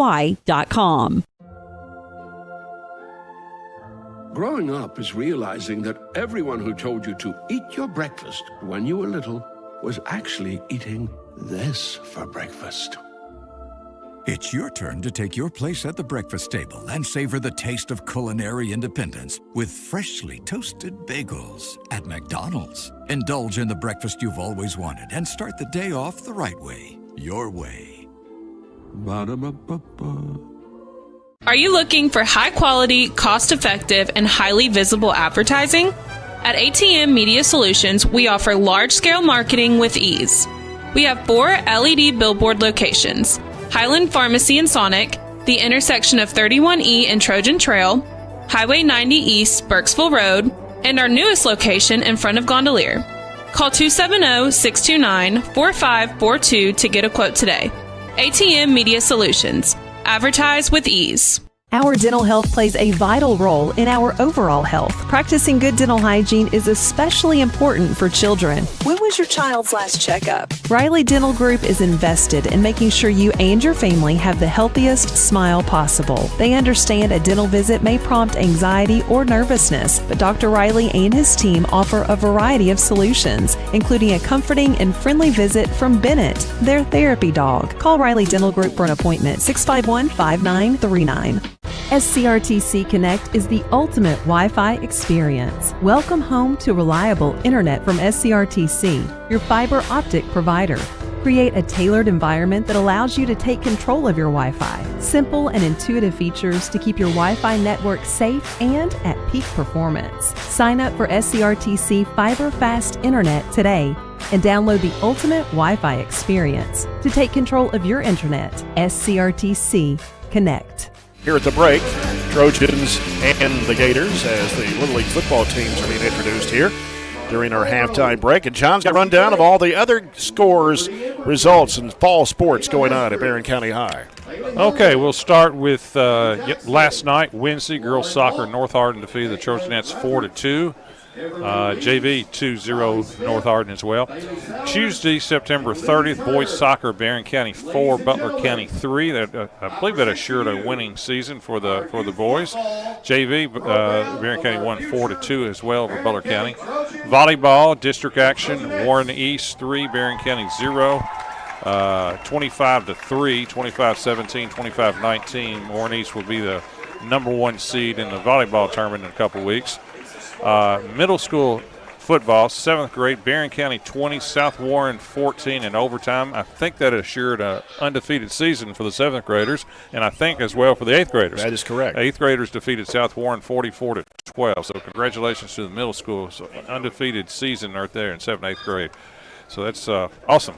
Middle school girls open up their seasons. 6th grade, we're already down to 6th grades now, right? Mm-hmm. Okay, Adair County 22, Barren County 19.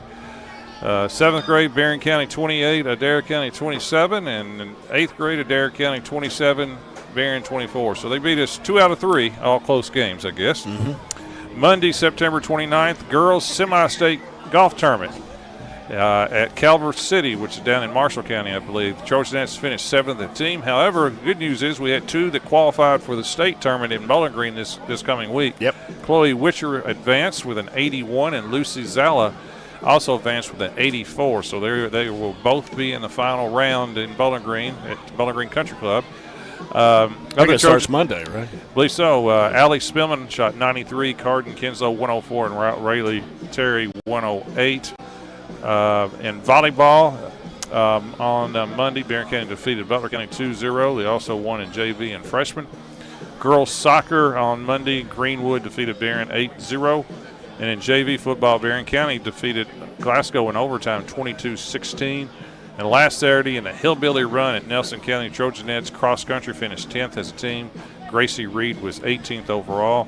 The district soccer tournament starts starts Saturday at Warren East. Mm-hmm. I know the boys play Warren East. I think the girls do too. I think that's what I got from. Okay, there was a 3-way tie in the girls. Barren, Glasgow, and Warren East were all 4-2. Allen County was 0-6. So, however that tiebreaker worked, it looks like that Glasgow is going to play Allen, which is a good draw for Glasgow because they'll beat Allen and more than likely. And Barren and Warren East, who I think split on the year, will play each other. Yes.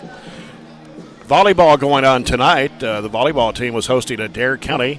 Boys soccer team hosting Greenwood tonight. And then, as you mentioned, John, Saturday is the district soccer tournament at Warren East. Girls and boys cross countries at the Somerset Invitational on Saturday. And then you mentioned about Chloe Witcher and Lucy Zala. They'll compete in the final round of the girls' state golf tournament at Bowling Green on Monday. Yeah, wish them all the luck in the world. And they have what the sectional does is once you're at the state tournament, you play both rounds. I don't think there's any cuts once you get there. Yep. Let's look at the scoreboard update brought to you by Barren County Judge Executive Jamie Bewley-Byrd. The scores from tonight's Thursday night games going on, Monroe County and Campbellsville. Monroe County leading Campbellsville at halftime 21-14. Bowling Green and Warren Central. Bowling Green in a running clock with the Dragons 40-0 at the half. And South Warren leading Meade County 20-0 at halftime. Grayson County was leading Ohio County. I think the last report I got was 21-6. I don't have the halftime score yet. So that scoreboard update brought to you by Barren County Judge Executive Jamie Bewley-Byrd. As we'll get ready for second half action here in about 2 minutes. Our third quarter coming up, brought to you by Hatcher and Sadler Funeral Home. Again, we're off next week. It's fall break. And then we'll be back here 2 weeks from tomorrow night when the Trojans host Macon County, Tennessee Tigers. Know nothing about Macon. I know nothing. I know I did look at their schedule. They're like 5-1, but they played all Tennessee teams. So, well, I'm sure they'll be pretty decent. Didn't they win the state in their class last year? They were like 15-2 or something. I think that's what I saw. But I have no knowledge of Tennessee high school football. Well, they don't have a sports website like the KHSAA. I mean, it's you have to go to Max Preps to really find out anything on these Tennessee teams, or just get in touch with a coach and maybe send you a roster. Well, that's maybe get the schedule online. You know, they need to catch up. Maybe you need to talk to the Tennessee High School Athletic Association and see if they can I don't know how many high schools there are in Tennessee. Do you? No. Like I said, I have no knowledge at all of Tennessee athletics when it comes to high school. Again, tomorrow night, remind you that you can hear the Glasgow Scotties game against Butler County over on WCLU Blue, 103.1 FM. Joe Myers, Bruce Tribune, Larry Alexander will have that game for you over on WCLU Blue. That's a district game, right? Yes, Glasgow it is. At Butler. Yep. And that'll be in Morgantown. Caverna at Fulton County. They'll probably need to leave today to get there. Hart County hosting Adair. Metcalf hosts Greene. Allen County, Scottsville, and Warren East. Some of the other games we have not mentioned. Edmonson County at home tomorrow night against LaRue County. Logan County's at Paducah Tillman. Logan is undefeated. That's a district game for them, too. Yeah, that's a strange district. Russellville at Ballard Memorial. And Clinton County hosts Somerset. That's the other games going on tomorrow night. Yeah, Somerset is now in the district of Clinton. That is true. And let's see. Oh, okay, they're going to put another 3 minutes on the clock. So, guys, our technical crews, our Jake Norris, our studio producer, back at the radio station. Let's take a 2-minute break. We'll come back with the second half, third quarter, brought to you by Hatcher and Sadler Funeral Home. 7-7 the score here on WCLU Burgundy, 104.7 FM.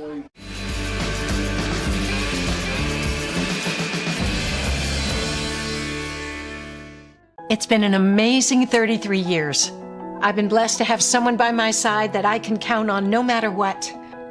Like 3 years ago when I had that car accident, you really came through for me. So I just want to say thank you, Alan, for being my Farm Bureau insurance agent. Kentucky Farm Bureau, big on commitment. Oh, he's been great too. Southern States and Glasgow knows it's summertime now, but Billy and Lindsay want you to be prepared when the weather turns cold. Hey, Lindsay, it's hot.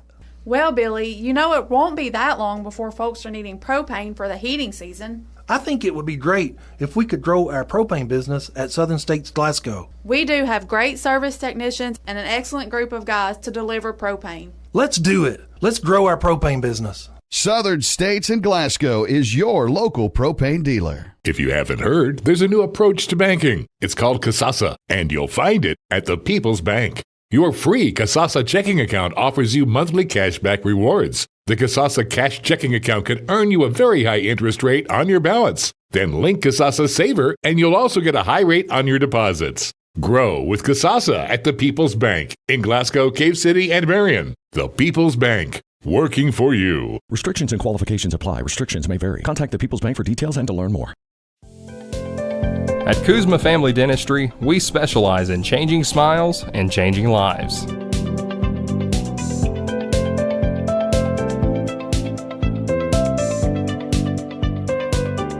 If you'd like to experience this wow factor transformation that not only can change your smile, but change your life, give Kuzma Family Dentistry a call at 270-651-2638. Located at 501 West Main Street in Glasgow.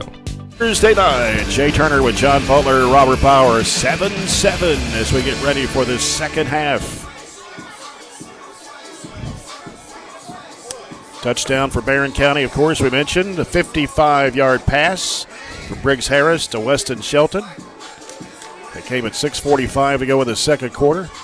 Jacob Dooley, extra point kick to tie the game.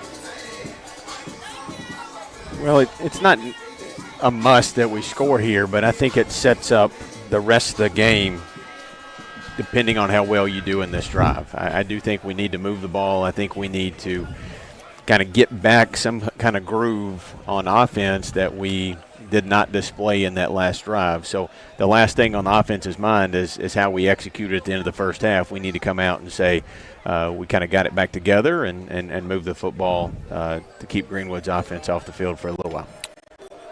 Yep. As we get lined up, Trojans will be moving left to right here in this third quarter. I think all the audio issues have been taken care of now, I understand, on the live stream part. Graham Smothers will kick off for the Gators. And we got Dalen Thomas and Weston Shelton.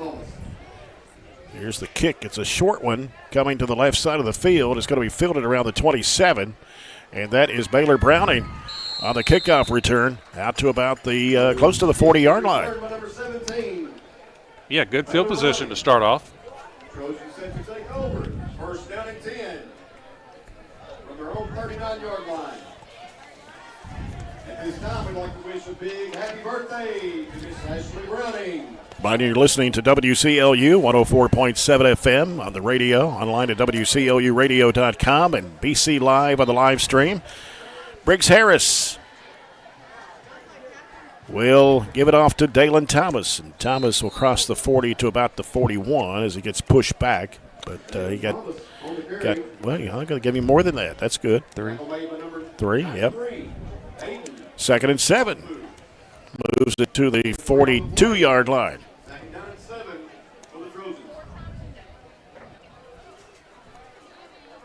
I think Dalen's had, is it 300-yard games in a row possibly? And it's just been tough sledding in between the tackles for him tonight as they really keyed their backers and line on him.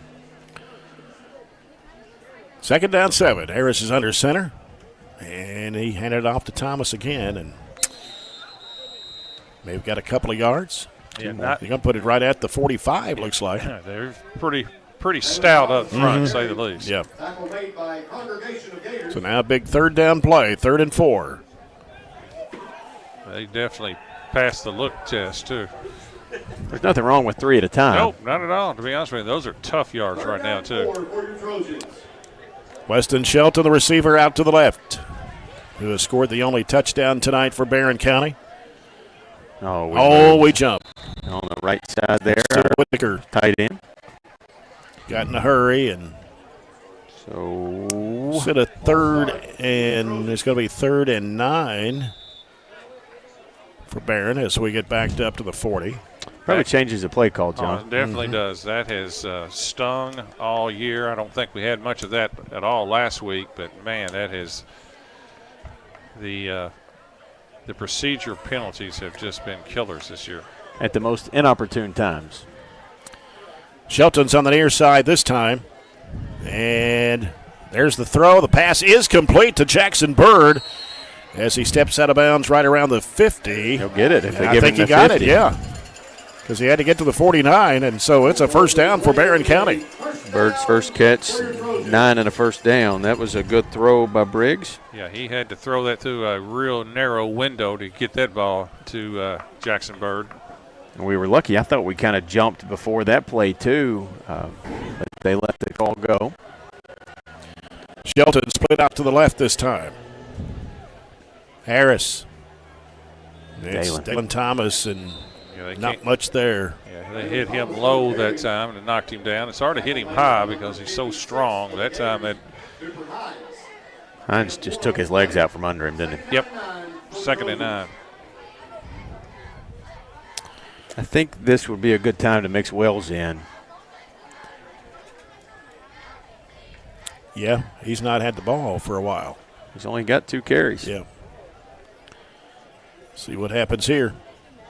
And it will come to the near side, and it's Wells on the run. 40, 35. Thought he stayed in bounds. He must have got knocked out right around the 35-yard line. Really close. 14-yard gain for Wells there. And that's what we needed right there. Another first down for the Trojans. Good call by offensive coordinator Robert Bauer there. Yeah. Right. Puts it on the Greenwood 35. We've got 2 linemen in that are new from our starters. 68 and 58 are both in. 58 is Carson Gerald's. 68 is Caleb Reese. So here we go, 1st and 10, and this time it is Wells. Getting through a little hole there, gets to the 30, so that's a gain of 5, 2nd and 5 for Barren. Yeah, second back through that time.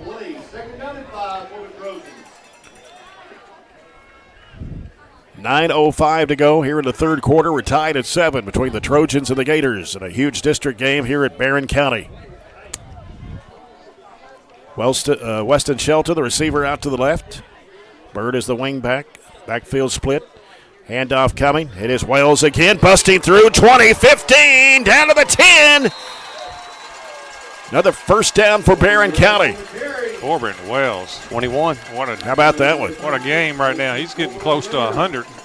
He's got 92. Bringing off another big carry that time, and great job of blocking by the offensive line as well.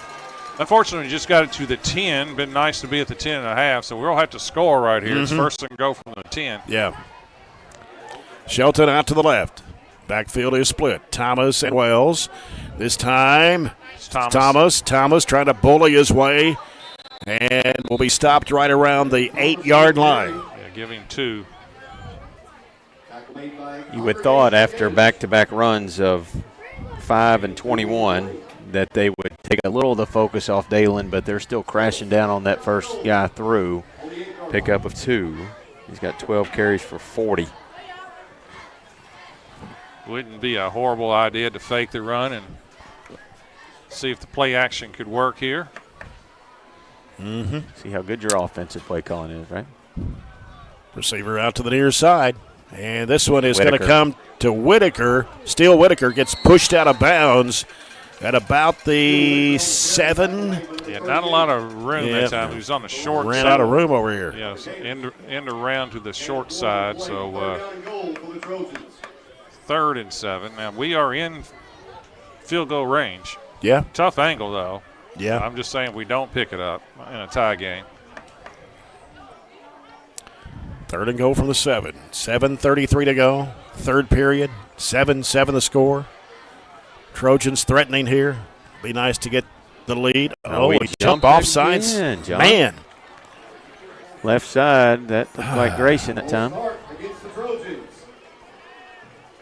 Puts us back right where we started, doesn't it? Well, actually, a little further at the 11. Yeah. Well, actually, the 12. It's our 5th procedural call. And again, you almost have to throw it now. Yeah, I actually have more room to throw it. Shelton on the left side. And the fake handoff's coming to Wells. Wells trying to work it around left side, and he gets tackled. Only picks up maybe, I don't know if he picked up anything. Lost one. I was wondering if we ran it to set up the field goal to get a better angle.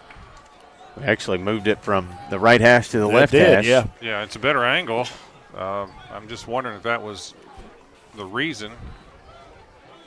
Because I didn't think we was going to pick up 10 on 3rd and 10. So it's a 30-yard field goal. 30-yard field goal for Jacob Dooley. Let's see if he can punch it through, give the Trojans a lead. Here's a snap. The ball is down. The kick on the way. They got it. And it is good. And Dooley gives the Trojans a 10-7 lead. Yeah, great job. Good. Great job. Now, I kind of think that's what we did. We ran it we got it off the right hash to the left hash, which is an easier field goal for a right-footed kicker. And I think that's exactly what we did. So, ended up being a good move. Takes a 10-7 lead. And his extra point wasn't well struck, but that one was hit really pure right down the pike in the middle of the goalpost. In the middle of the student body. Yeah. Jacob Dooley's 30-yard field goal brought to you by Extreme Health Club and Fitness. 6:42 to go here in the 3rd. 10-7 Trojans. The drive took just under half of that quarter. So even though we didn't punch in for 7, I still think there is some momentum in keeping Greenwood off the field that long, giving our defense some good rest to open half. Yeah. Dooley will kick off now from the 40-yard line. Got Bailey Thomas, Self, and Cheney back to receive for the Gators. Deep kick, caught at about the 7. Coming across the field, getting and cutting back inside. A tackle made right around the 21, maybe the 22-yard line. That's Baylor Browning. Beck Smith on the return, 19. Okay. And as you said, Browning on the tackle. Grayson County leading Ohio County halftime, 28-6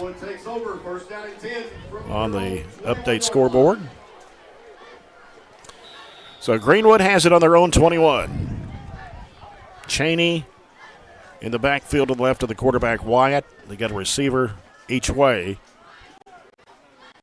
Now they send a man in motion.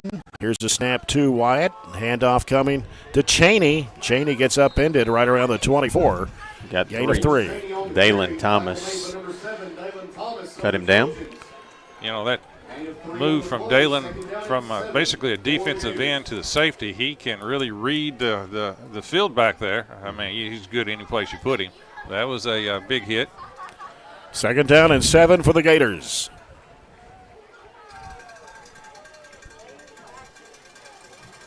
Two receivers out to the right side. Here's a snap to Wyatt. Wyatt rolling out right. He's looking. The throw is going to be almost intercepted. Yeah, we had double coverage on the receiver. Actually, Dalen and collided that time with Driver.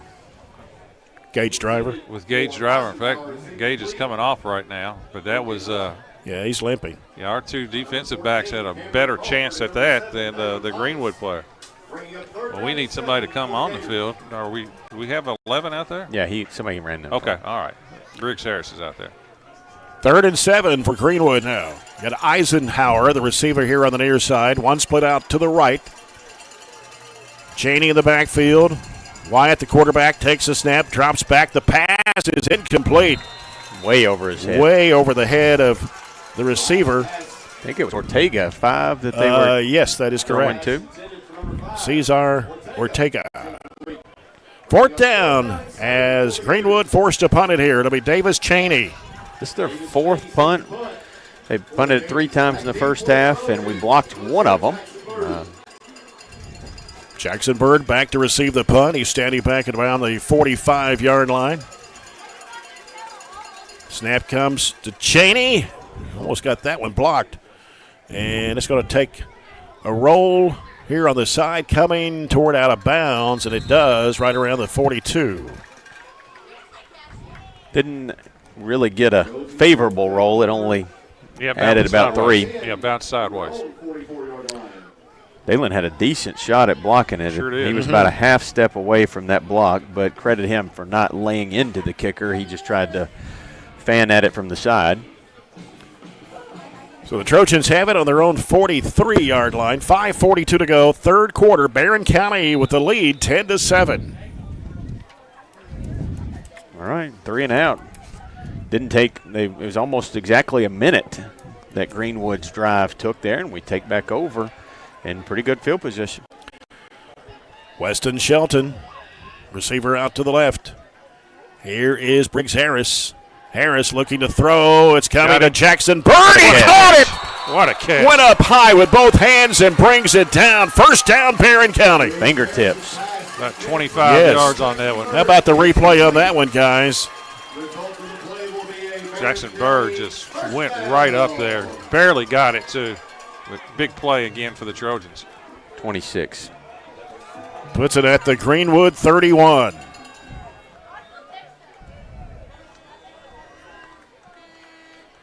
Shelton goes wide left. Wells, Thomas in the backfield. Harris under center, takes a step, pitches an underhand over to Thomas. Thomas knocked out there at about the 27. They give him 4. Just a toss sweep. You don't see Dalen get a toss sweep very often, but gain of 4. Here on the short side of the field. Credit us changing it up a little bit. Throwing on 1st down. Greenwood didn't expect it, and it helps when you make a spectacular play to haul it in. All on the Greenwood 27. 4:45 to go. 3rd quarter. Barren County 10. Greenwood 7. Jacob Dooley kicked a 30-yard field goal a couple of minutes ago. Got to hurry here. Yep. Play clock is at 5. Harris goes under center. Thomas goes in motion left. The handoff comes to Bird. He's got some running room there. I thought he had it wide open there, but that was number 12, Ladarius Porter, bringing him down. Almost broke that one open, but got it to the 23. Gain of 4. Be 3rd and 2. Another big 3rd down play here. Well, we got 2 chances to pick up 2. Mm-hmm. Shelton goes wide left once again. Bird. And the handoff comes to Wells. He gets through there, just kind of squirts his way through. He's still going. Touchdown, Barren County. 22. He broke probably 7 tackles that time for a touchdown. Looked like he's going to be stopped right at the first down marker, and he broke through that and then got to the secondary. A lot of arm tackling by Greenwood, and he just split them for the touchdown. Wow. Trojans go on top now, 16-7. At least 5 there, wasn't it? Dooley for the extra point. Jackson Pierce, the holder. It is up, and it is good. It is 17-7. This is I was in that last week, but it's kind of like last week. We exploded in the second half. In the second half. Sure did. It was 15-0 at the half. We scored 28 in the second half. He's got 114 on 7 carries, a touchdown of 23, a run of 21, a run of 14, a run of 41. And you got about, 8 tackles? Yeah. He's got a ton of tackles, too. Playing pretty much both ways the whole game. I don't think he's been out much. 23-yard run for Corbin Wells, brought to you by Riley Dental Group. The extra point by Jacob Dooley. By Extreme Health Club and Fitness. You can rest next week, right? You're off next week, right? Lay it on the line right now. You don't play again for really 2 weeks. 2 weeks in a day. Night. Yeah. 2 weeks in a day. Macon County, Tennessee Tigers. I'll say it again. There's so much difference in the preparation and going into fall break and going into the next week off a win versus not. And good explosion out of the gate here in the second half. Kicked by Dooley. Going to be caught right around the 11. Kickoff returner. Cutting back inside. Somebody's going to have to get him. Oh, he is gone. 19 again. Number 19, Boy, we blew Beck that one. Smith. Beck Smith with about a, what was that, 70, 80. It's about 75 yards.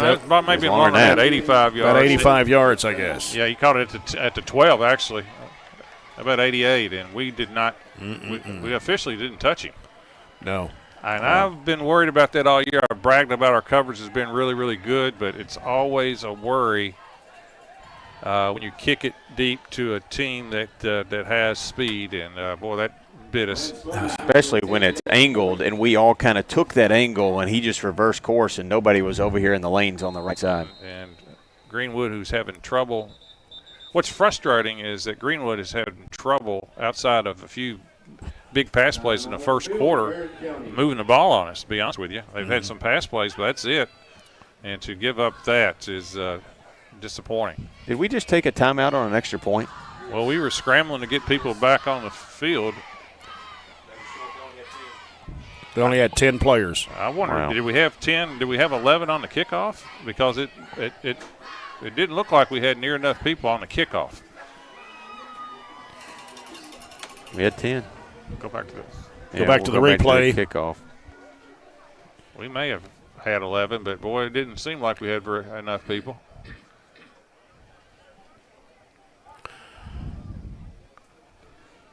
It's now 17-13. Trojans, 3:32 to go. With that 88-yard kickoff return by Beck Smith. Yeah, we had 11. For the Gators. We had 11, but for a team that's covered kicks great all year, boy, that was a disaster. Greenwood leads Warren Central 40-0 after the third. Extra point try by Smothers.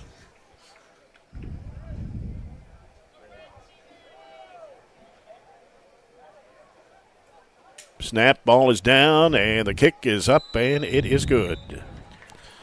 I'd like to have another chance at a kickoff. That means we scored. And I don't want to kick it deep. Graham Smothers with the kick, and that is now Barren County 17, Greenwood 14. 3:32 to go in the third. Well, that just evened it right back, didn't it? Well, almost. You felt good about a 2-score game. And field goal is the difference. And then in a matter of 10 seconds, they got that right back.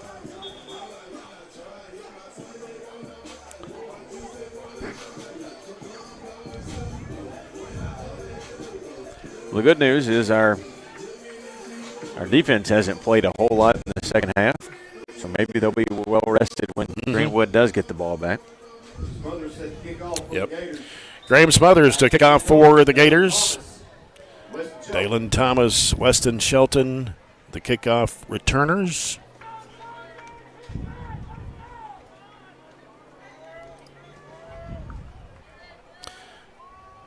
And here is the kick by Smothers.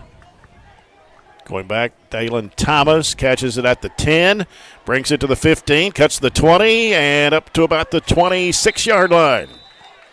Dalen Thomas on the return. We've had really good field position on our 2 drives that we scored on. This is probably the worst starting field position we've had on any of our 3 drives of this half. Take over, first down and 10 from their own 27-yard line. But I don't think you do anything differently. We ran it 9 times, thrown it twice.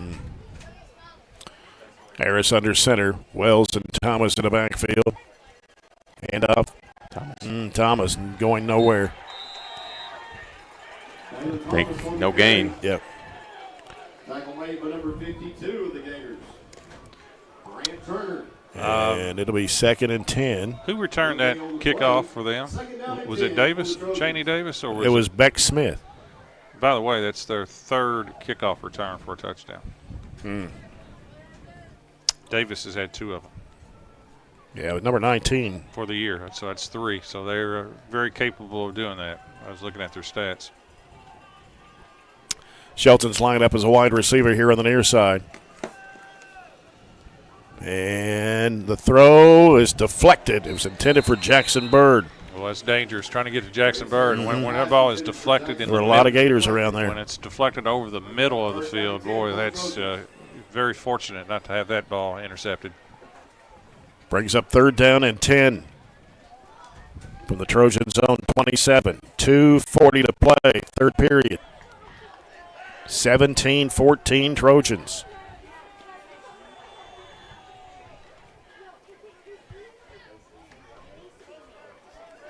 Shelton lines up wide left. And a handoff is to Wells. Wells will get tackled around the 32-yard line. He still picked up about 6, but needed 10 on that play. Needed to get it to about the, 37. 4th and 4. Jackson Bird, the punter. And for Greenwood, it is Nathan Self. Just didn't get out there and block the linebacker that we needed to. If we could have. Now we're short again. Is there somebody hurt that's. We only got 10 out there? Well, we just now got our 11th. Okay.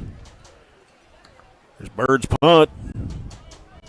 Caught, and he stepped out of bounds right around the 37. That was Nathan Self.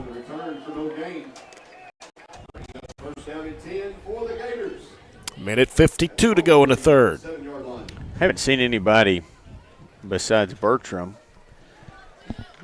be looked at or worked on. Gage Driver came out there for a few minutes, but he's I don't know. I don't see him back right off. All right, here's Wyatt with a receiver out to the left. And the handoff is to Kind of got extra yardage there. That was Davis Cheney. Cheney's such a big body, you can't really try to wrap him up around his shoulders. And we had a chance to stop that for a gain of 3. He just slipped through the tackle and got 7. 2nd down and 4.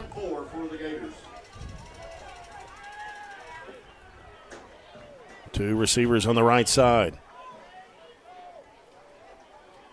Wyatt, handoff again. Cheney. And he'll be stopped right around the 44. That's Carnes on the tackle. Gain of 2.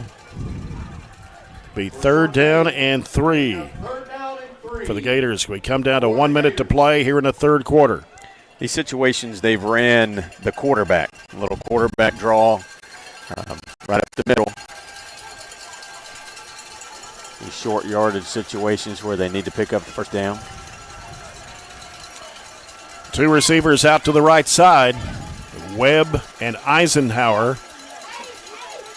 And there's the handoff to Self. Got it. Nathan Self got it to the 48. Needed 3, got 4. It's their first down of the third quarter. They've only ran, 6 plays this quarter? Yep. Down to 24 seconds to play. They do not have to run a play now either. I think they're going to try. There's about a 3-second gap in the play clock and game clock. 2 receivers to the left. Webb and Eisenhower. And the handoff. It's Self. Trying to get through there is Self, and he got it to about the 47 as time runs out here at the end of the third quarter. We played 3. The Trojans have the lead at 17-14 over the Greenwood Gators. Back with the final 12 minutes after this break as you're following Trojan football here on WCLU Burgundy 104.7 FM.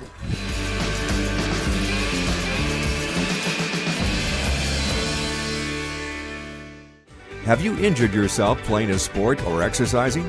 Sports medicine experts at TJ Regional Health are trained to get you back on the road to recovery, whether you're dealing with sprains, fractures, knee and shoulder injuries, or other common injuries. Our goal is to prevent illness and injury in active individuals of all ages and help prevent future problems to maximize your performance. Find out more at tjregionalhealth.org/rehab. Patients first, team always. TJ Rehabilitation Services. Mow, dig, haul, trench. The reliable Kubota BX Series subcompact tractor is highly capable. A smooth hydrostatic transmission makes for easy operation and versatile attachments that help you handle the job. The Kubota BX Series is the #1 selling subcompact tractor in the U.S. Talk to your Kubota dealer to schedule a demo. Your local Kubota dealer is J&J Sales on the corner of West Main and Reynolds Road in Glasgow. Get in. Butler, Robert Bauer. 2nd down and 5 for the Gators. Wyatt calling the play. Going to throw across the middle as intended for Griffin Howard. And now brings up 3rd down and 5. He was open. I would categorize that as a drop more so than an errant throw. It hit him in the hands.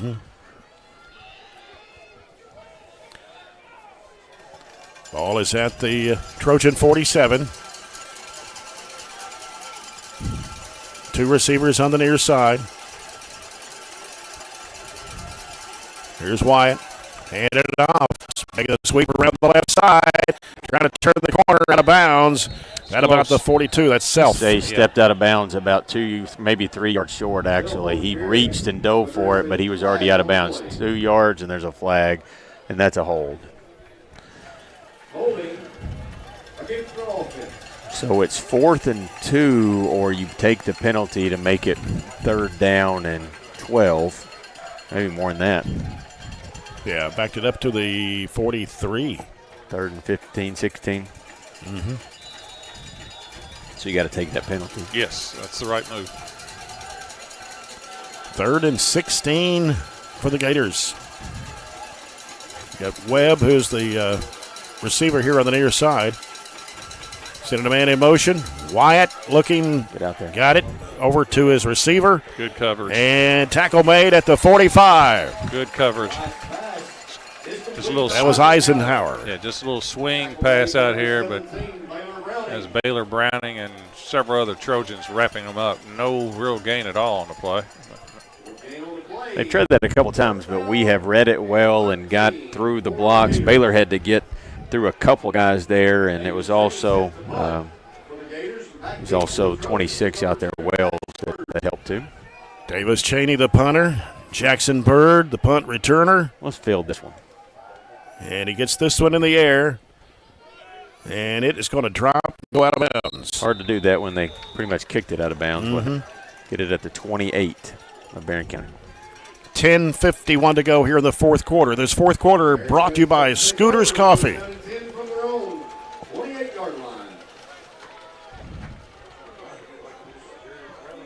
Yeah, a long 6-7 minute drive and a score would be nice, wouldn't it? Sure would.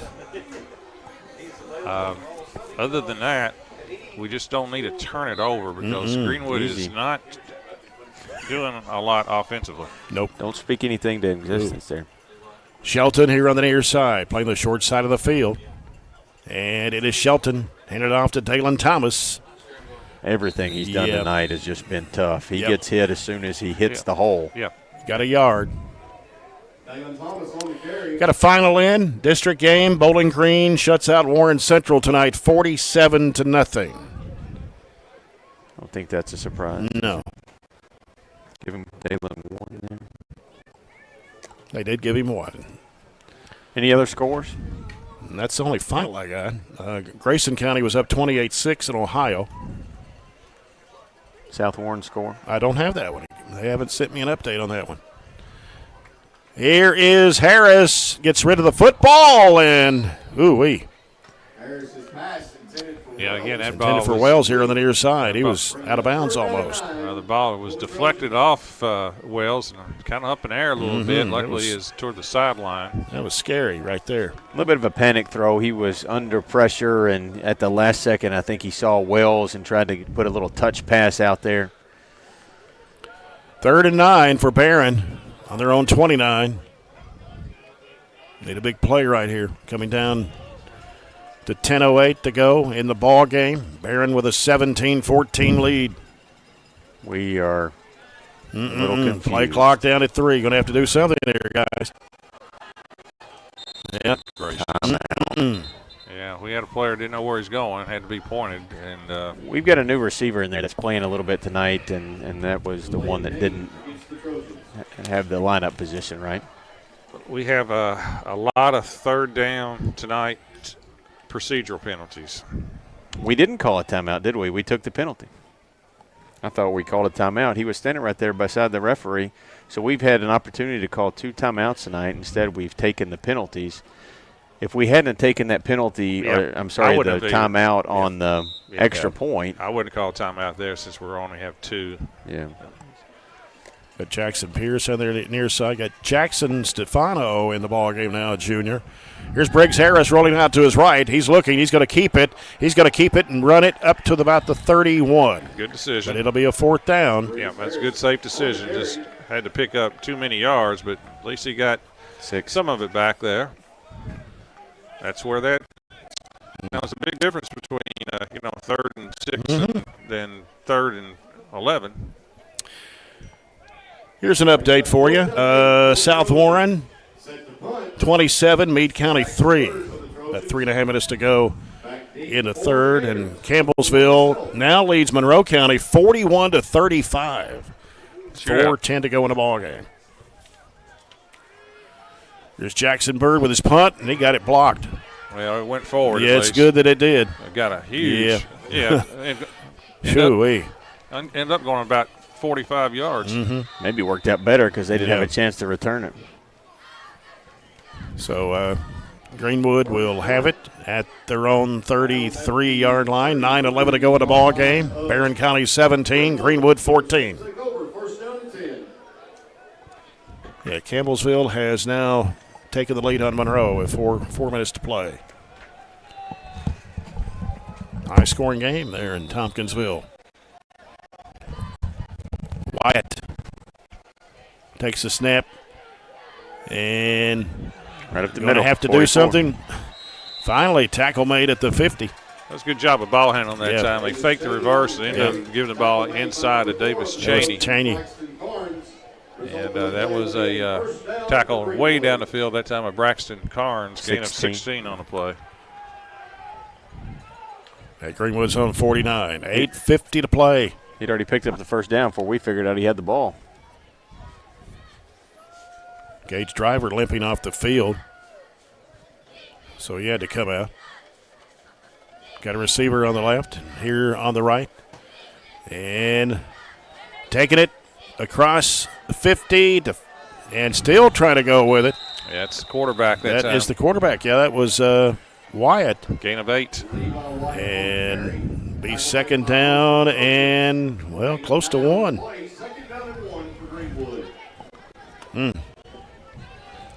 He hasn't ran it a bunch, but he's been successful when he runs it, just right up the middle, getting yardage with those extra blockers. Eisenhower and Crutcher are the receivers here on the near side for the Gators. Here's Wyatt. And a handoff. Cheney. Or Self. I'm sorry, it was Self. Got the first down as he crossed it over the 40 to the 38. 7:47, clock running here in the fourth. Trojans clinging to a 3-point lead, 17-14. I think that's accurate. Clinging. Seems like they've got the momentum after that kickoff return. And reverse inside handoff. And it's coming. They're going to have to get him and finally do, but it's going to be another first down. That's Davis Cheney again. Cheney's had some big runs tonight for the Gators. He's at 56 yards, but his last two have been 16 and 12. 13 gain of 12 or 13. Puts it on the Barren County 25. We need a turnover. Yeah. He's kind of that big back that I think they use well in spots because he's so hard to bring down. They've got kind of a mix, a speedier back and a bigger back to carry the football. Snap comes. Oh, and looking. Ball. We got it. Barren, get it. It's at the 45 or 35-yard line. Oh, quarterback got it back. Yeah. Man, I thought we had that. As a slow developing play, and in fact, they kind of ran into each other, and then we got the hit. Who got the hit? 27. Steele Whitaker. Steele Whitaker got the hit, and boy, the ball was on the ground for a while. He got a steal on the hit, and man, I thought we had it, but the quarterback got it. Contavian had a chance at it, but the quarterback already had the ball. Second down, 20 for the Gators. On the Barren 35. And it is Self on the near side. He's got some running room. He's going to get tackled. Coming back. It's a hold. Yep. It should have been a hold. Flag on the play. There's a hold on Billingsley right around the 32, so that's going to come back. And Grayson did a good job of selling that too. There's an art to that too when you get held. He did a nice job of selling that hold. He was flailing his arms and kind of making somebody look at him. So they'll mark it off, and the Gators will be backed up to the 43. Just cannot let them get behind you right here. It's second and close to 30. You got to watch your out and ups, your double moves. It's 27. They're at the 40, what? 43. 43, and they got to get it all the way down to the 15. It's 28. Yep. Second and 28 for the Gators. Keep them in front. Eisenhower out to the left. And they got timeout. Timeout because the play clock was at 2. Oh, this is Greenwood not knowing all the play that time. They were kind of looking back. Where am I supposed to go? 5:46 to go in the game. We'll take a 30-second timeout. It's the Trojans 17, the Gators 14 on WCLU 104.7 FM.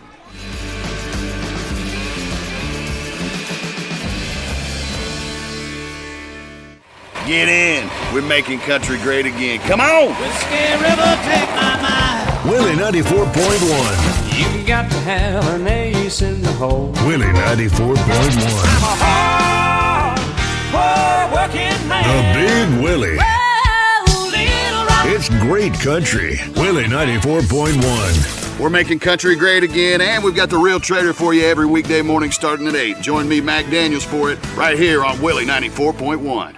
5:46 to go. Second down, 28 for the Gators on the 43-yard line. Snap comes to Wyatt. And we got flags everywhere. False start on them. Man, they're doing what we did at the end of the Back first them up half. another 5. Second and 33 for the Gators. 5:45 remaining. Well, from the Greenwood perspective, when it's second and 33, you don't look to pick it all up right here. They have 3 downs to pick up 33 is how they have to look at it. We just cannot allow a big play. That's right. They're sending Eisenhower out to the left. Near side is Crutcher. Wyatt takes the snap. He's looking. He's going to air it out. And it is going to be intercepted. Bird. Jackson Bird with a big interception. They threw it to the wrong person that time. Jackson Bird. That's his second interception. Eisenhower was one that got the big out and up move against us earlier, and they isolated him, and I think that's what they were trying to set up in the previous play. Jackson went over there and said, I'll take you one-on-one here, and just jumped up higher and positioned himself in front of Eisenhower to pull it down at the 20. There's third turnover? Third turnover. Yeah. 2 interceptions, and I went ahead and made the block punt one. Yeah. Hold on to the ball. Mm-hmm. Here's Harris. Hands it up. Nope, going to keep it. He kept call. it. He's got some running room. Flag on the play. Late flag. Yep. Late flag. Yeah, after. get this to the hole. Man, that nullifies. That's a great call because we've been running Thomas over and over and over and over, and that time we faked it to him, and the hold was about 5 yards down the field, so it'll be 1st and 15 here. I don't know who they got. They clearly got somebody on the left side. But I don't think Coach Myers is extremely happy with it, and there wasn't an obvious hold over there watching the replay. Weston Shelton, receiver out to the right. 1st and 16. Harris under center. Takes the snap, going to hand it off, and that is Corbin Wells. Wells picking up a couple, maybe just one, I believe they show. Not much of anything. Yeah. Still got 9 carries, 121. They're really starting to shift their focus, and they've got it both on Dalen and Corbin now. Well, that's why the fake and when Briggs took it himself was so effective. That was a 20, 25-yard carry that was called back. The other 2 running backs, Bird and when he's carried it, and Briggs probably have to factor in there. 2nd down, 15.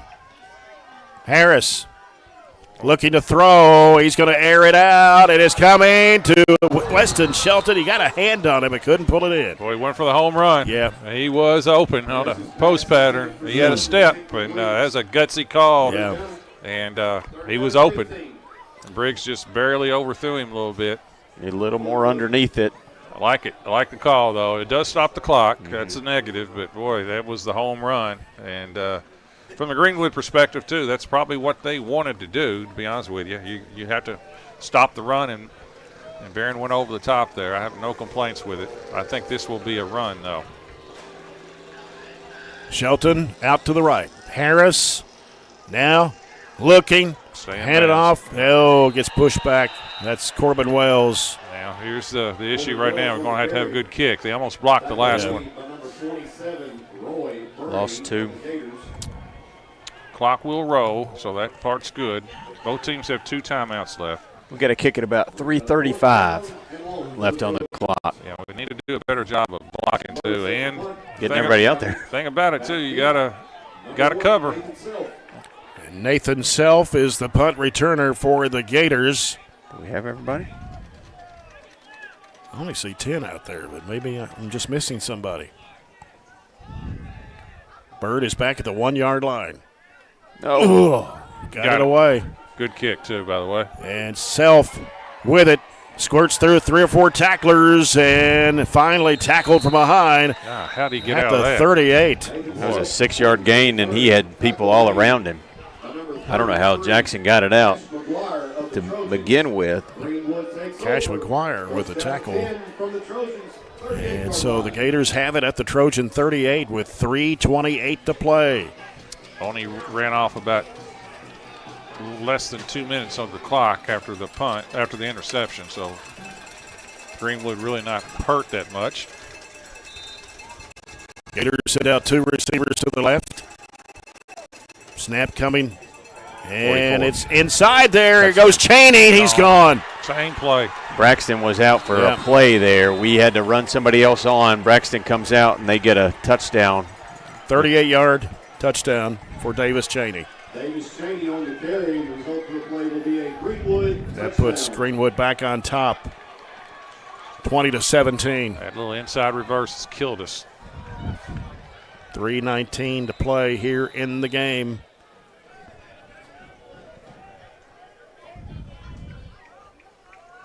Yeah, extra point try here for Smothers. It didn't help we were running personnel on and trying to get situated there defensively, but he's been really good for them tonight.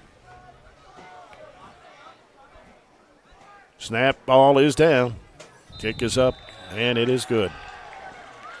Got to score a touchdown to beat them. That's right. But you got 2 timeouts and 3:19. You probably got one shot at it, just to be honest with you.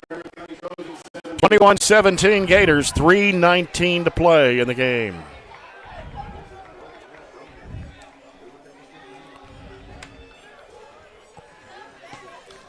Seven carries, 94 yards for Chaney, by the way. Yeah, he is not their leading carrier on the year. The Self kid is, that was a good call. I didn't notice that Braxton was out. Braxton and Corbin Wells are 2 leading tacklers, linebackers, and he's made a ton of plays. Looks like he's getting his wrist, finger kind of taped up there, something like that. So just couldn't get him out there in time to join the play. All right, Smothers will kick out from the 40. And that's going to go short to the left side of the field. Get out of bounds. It will bounce out of bounds. It's a help. So the Trojans will have it. The 35. At the 35-yard line, 3:19 to play. Well, you know what to do now, though, so there's no confusion. Got to score a touchdown. Got 2 timeouts. Pretty good field position.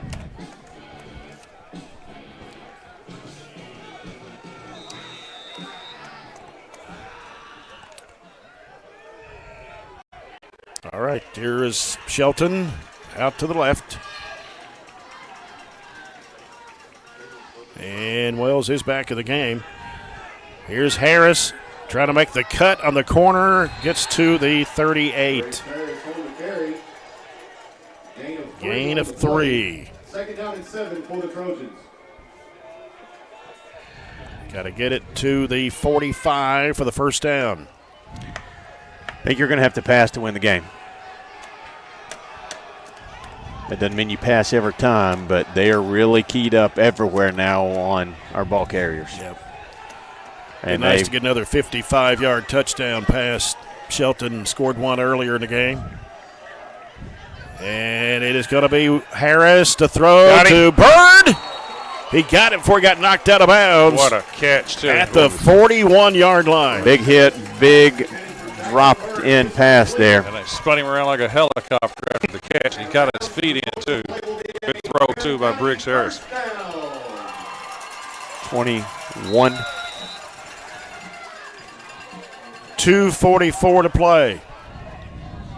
It's our 5th passing first down tonight. Get you on the other side of the 50 and plenty of time with 2:44 now. Thomas and Wells split in the backfield. Harris under center. Shelton to the right. Bird goes in motion right. Harris rolls out right. He's looking. He's in trouble. Now squirts away. He's on the run. Breaks a couple of tacklers and gets inside the 30. Nice play by Briggs Harris. Another first down for the Trojans. He got out of a jam that time, boy. He had no time to throw, and he sneaked his way out. Great decision that time. Gain of 11, another first down. Yeah, he just ducked the defender and didn't panic. Got out of the pocket and got a first down. Ball is at the Greenwood 30. Shelton out to the right. Harris. I thought he handed it off, but he decided to keep it, but loses a yard. Well, what happened was he was handing it to Dalen, but they made contact with Dalen before he got the ball, and he wisely didn't try to sneak it in there to him. He just pulled it out and said, we're not going to gain any yards here, and took a 2-yard loss, just kind of went down. Second down and 12. 1:46 to play. Ball is at the Greenwood 32. Shelton here on the near side. Wells goes in motion out of the backfield. Harris got some time, but now he gets in trouble and a fumble on the play. And let's see. Greenwood may have come up with it. They sure did. Boy, it's real close to a face mask, too, I thought. But that he had no real time to throw. He kind of scrambled to the right and kind of got blindsided. You look at the replay, I thought it was a face mask, but I don't see anybody complaining. Right there. I got his shoulder. You got a shoulder pad. Okay. So we have 2 timeouts to stop it. Just a minute and a half to go. Yep. Our first turnover of the night. 1:27 left. Boy, this would be a tough loss right here if we can't. Yeah. Something miracle. We were in great shape, up 17-7, scored in the third, then kicked off, and they ran it all the way back on us, and that was the momentum changer. Yeah. They had to score since then too, though, so it wasn't that didn't put them in the lead, but boy, that's a tough one. You scored that 10 straight, and you were feeling real good. Yeah, sure. All right, well, need to force them into a turnover. Yeah, need a fumble here. Yeah, they're going to run it. 1:27 to play. Yeah, they're in Wildcat right now. Yeah, it's going to go to Cheney. Snap to Cheney. He keeps it. Comes to the near side of the field. Timeout. And to the 45. Thomas on the tackle. You got to be ready to call those timeouts automatically. So timeout with 1:20 to go. It's 21-17. Greenwood over Barren County. We'll take a 30-second break. 30-second timeout here at WCLU 104.7 FM.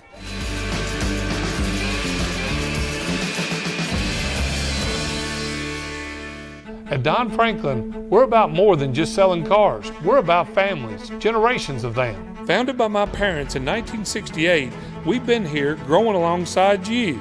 From the first family car to the newest model for the next generation, our values of trust, care, and commitment are in every handshake, every deal. With over 5,000 vehicles to choose from, check them all out at DonFranklinAuto.com. Don Franklin, driven by family. The ball game, 21-17 Gators. Grayson County beats Ohio County tonight 42-6. Gators have it at the 45. They're in kind of their goal line right formation. back to, that's the Wildcat. Yeah, going to go right back to Cheney again. There's a snap.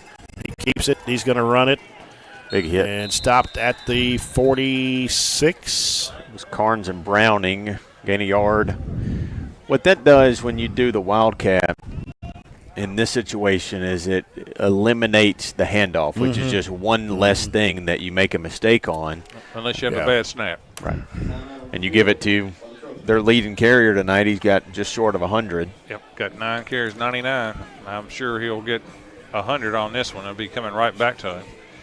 So we just called our last timeout, and I knew when we had to call a timeout on extra point, we would really want that timeout back later because we could call it on a third down stop, but instead they'll be able to run this clock down no matter what with not much time. Final score just now coming in. Campbellsville defeats Monroe County 48-42. A good ball game. Yeah. Bowling Green over Warren Central 47-zip. That was the final we got earlier. Grayson 42, Ohio 6. Don't have anything on South Warren lately. All right, it's third down and 6 for the Gators. 1:14 to play. They have it on their own 46-yard line. And Cheney standing there waiting for the snap.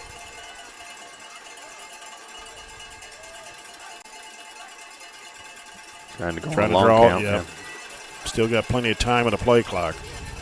He jumped on this side, maybe. They're going to call timeout, actually. That gives him one timeout remaining with 1:14 to play. Let's take another 30-second timeout. 30 seconds. This is Trojan football on WCLU 104.7 FM.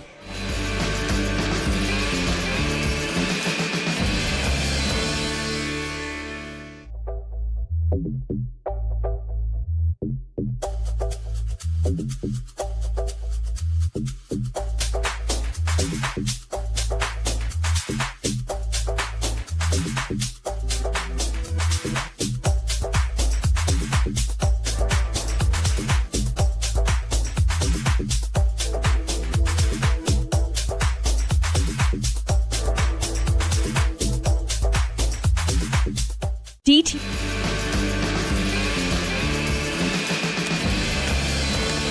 Another score update for you. South Warren leading Meade County 41-3. They're early in the fourth quarter.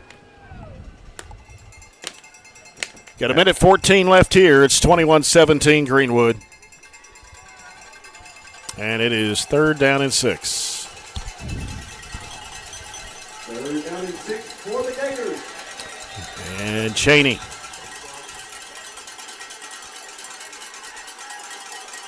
Takes the snap. Runs it in the middle. All right. Stopped at the 47. Gain of 1. The problem is the earliest they have to snap it now. We got an injury. There was a late. It wasn't a late, but it was one of those blocks way down the field that just drove. I can't tell if it's Baylor or right into the ground. Kind of at the end of the play. Okay, it's Baylor Browning. Looks like. Good news, it stops the clock temporarily. Well, let's see. We had Ethan Bertram out in the first half. He did not return.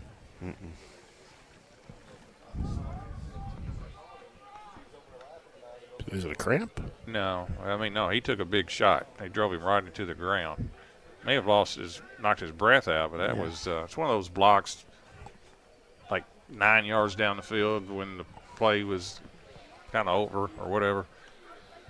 He's up on his feet. And I'm not saying anything. I'm not a big fan of it. I'll just say that. It's not. Wasn't after the play, but it was just one of those that had nothing to do with the play. And unnecessary. The play was way over. The play was way over. It could have been called, actually. The bad thing is the play clock goes from 25 to 40 off a defensive injury, and they don't have to snap it till 20 seconds left in the game because the injury stopped the clock and then reset the play clock. So, well, but we got to get back here and field it for sure. You can't let the ball bounce down. You got to field it unless you're going to run it back. They're going for it, they're going to call timeout. 4th and 5. He's going to kick it. I bet you. They'll call timeout. Don't jump. They'll call timeout with 2 seconds, 1 second left. I'm sure. Oh! No, they jump. Yep. They jump. That's not real significant other than we didn't jump. It will stop the clock. Actually. So I think we have to field this because if we don't field it and let it roll, the clock keeps running. So I think we have to tell Jackson, you got to catch it if you can.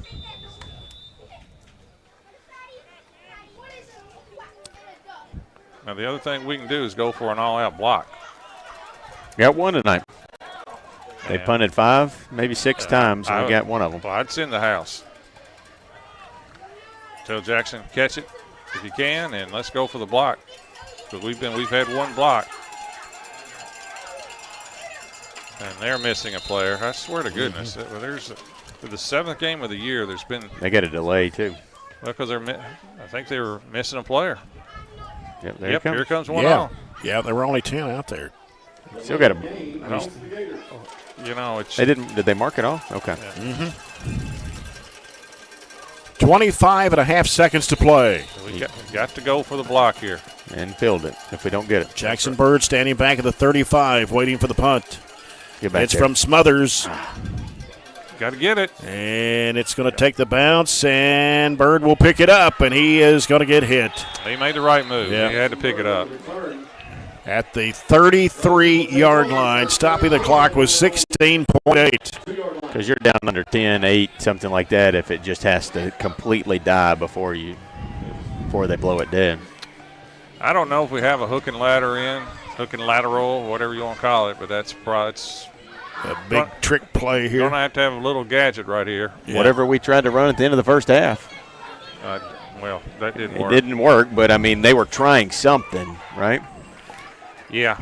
Got to get out of bounds, too. Jackson Pierce is on the left side, trips to the right. Here's Harris. Harris looking on the run. He gets rid of the football. But Smart. Yep. Smart. Yep. Got rid of the football. It stops it with 11.3. Because he was going down, and Dalen was close enough for them not to say intentional grounding. Even if it was intentional grounding, that was the right move, right? Well, you get a 10-second runoff if you get that. Is it in high school? There's some kind of runoff, yeah. I didn't know it in high school. I don't. Who knows? maybe you're right. But it doesn't matter if the down. You lose the down there. So yes, second and 10 from the 33. We need the play of the game right here. Yeah, we had play of the game. Play of the century. Yeah. We're not, that way we can. I'm not going to get the play off. Specify what it is. It's down at 5, 4, 3. Harris pitches it out. Yeah, a little trick play going on here, but I don't know if it's going to work or not. Nope. They tried. No, it's hard to. It was intended for Wells. It's a double reverse, then back to the quarterback. Yeah, the problem with that is the defense is not going to bite on a double reverse with when you have to go 80 yards. They're just playing everybody back, so they're just watching all that take place.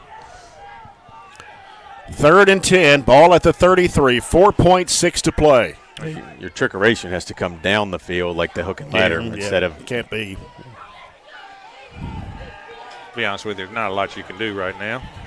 Throw it as far as you can and hope for something. Yep. Here's Harris. Dubs it off. It is Thomas with it.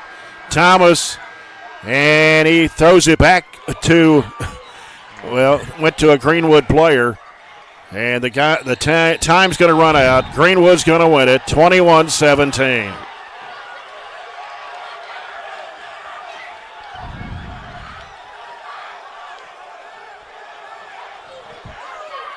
Greenwood wins it 21-17 over Barren County. Yeah, the Trojans. They're doing a lot of wolfing out here. It's a big win for Greenwood, come from behind, but, man, they're doing cartwheels on the floor. Act like they've won the state playoffs. They're actually doing cartwheels out there. And goodness gracious. Yeah, hard fought, tough loss for the Trojans. Yeah. We played awful well to lose, but I really think the kickoff return was the momentum changer that kind of turned everything. We were completely in control of the game. That will give Greenwood a 5-2 overall record, 3-0 in district play. Barren County will drop to 3-4, 1-2 in district play. We'll come back with our TJ Regional Health postgame report after this 3-minute timeout here on WCLU 104.7 FM.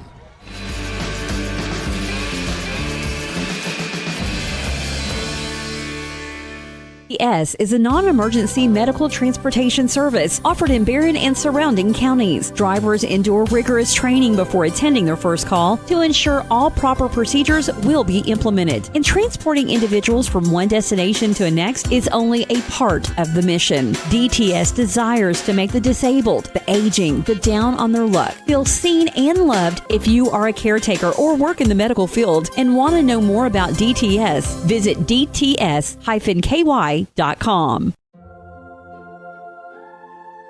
Growing up is realizing that everyone who told you to eat your breakfast when you were little was actually eating this for breakfast.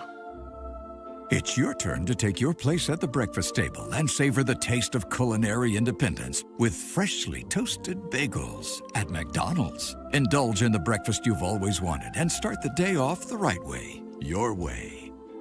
Ba-da-ba-ba-ba. Extreme Health Club and Extreme Fitness for Women, both with 24-hour access. And Extreme Blend Smoothie Bar to help you refuel and recover. Over 8,000 square feet of weights in Extreme Health Club and ladies only at Extreme Fitness for Women, including tanning beds, both with access to saunas, infrared saunas, and a 90-degree saline therapy pool. You'll love the wide variety of classes with experienced instructors. Personal training is available and with the best in the business. Call or stop by today and see what everybody's talking about.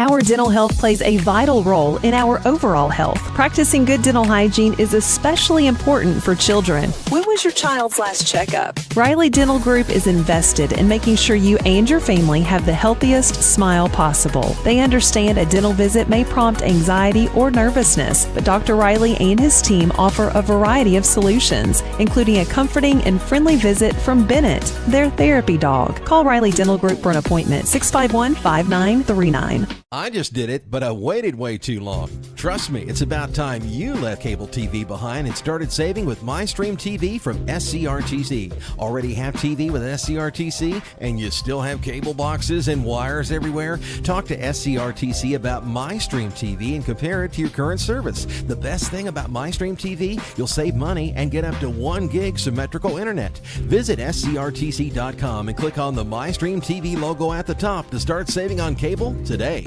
It's been an amazing 33 years. I've been blessed to have someone by my side that I can count on no matter what. Like 3 years ago when I had that car accident, you really came through for me.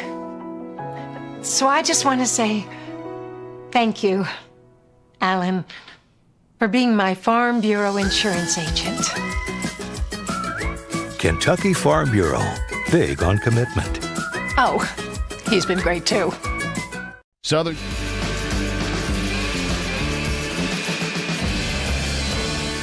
Back here with our post-game report brought to you by TJ Regional Health. I'm going to try to see if we can coach John Myers with Joey Bunch, who's down on the field there. Yeah. Hey, let's go to Joey. Yeah, hey Jay, I've got Coach Myers here. I know he's wanting to get into his boys. Hard-fought football game. Didn't turn out the way you want. Some win, some you lose. But here we go, Coach. What's your just thoughts from the game? Listen, I was proud of our kids. They played their hearts out all night long. We had an opportunity to make a few plays, come up a little bit short, and then, the kickoff return hurt us. That was a big momentum switch because we just scored to go up 17-7. It's a game of momentum. It was a game of big plays, and they made the last big play. And, unfortunately, we weren't able to get that last big play. But I'm so proud of our kids. They fought their guts out against a tremendous football team with 19 seniors, and it's disappointing, but at the same time I can't be more proud of the way the kids responded at halftime. Come back out here, played a tremendous we didn't play a great first half, and we're still at 7-7 ball game, and I thought we outplayed them in the second half. We just come up short. The little crisscross play hurt us, and in the kickoff return, you take them things out, we probably win the football game, but that's the way it goes. You got to tip your hat to them. They got a good football team, and they made plays when they had to.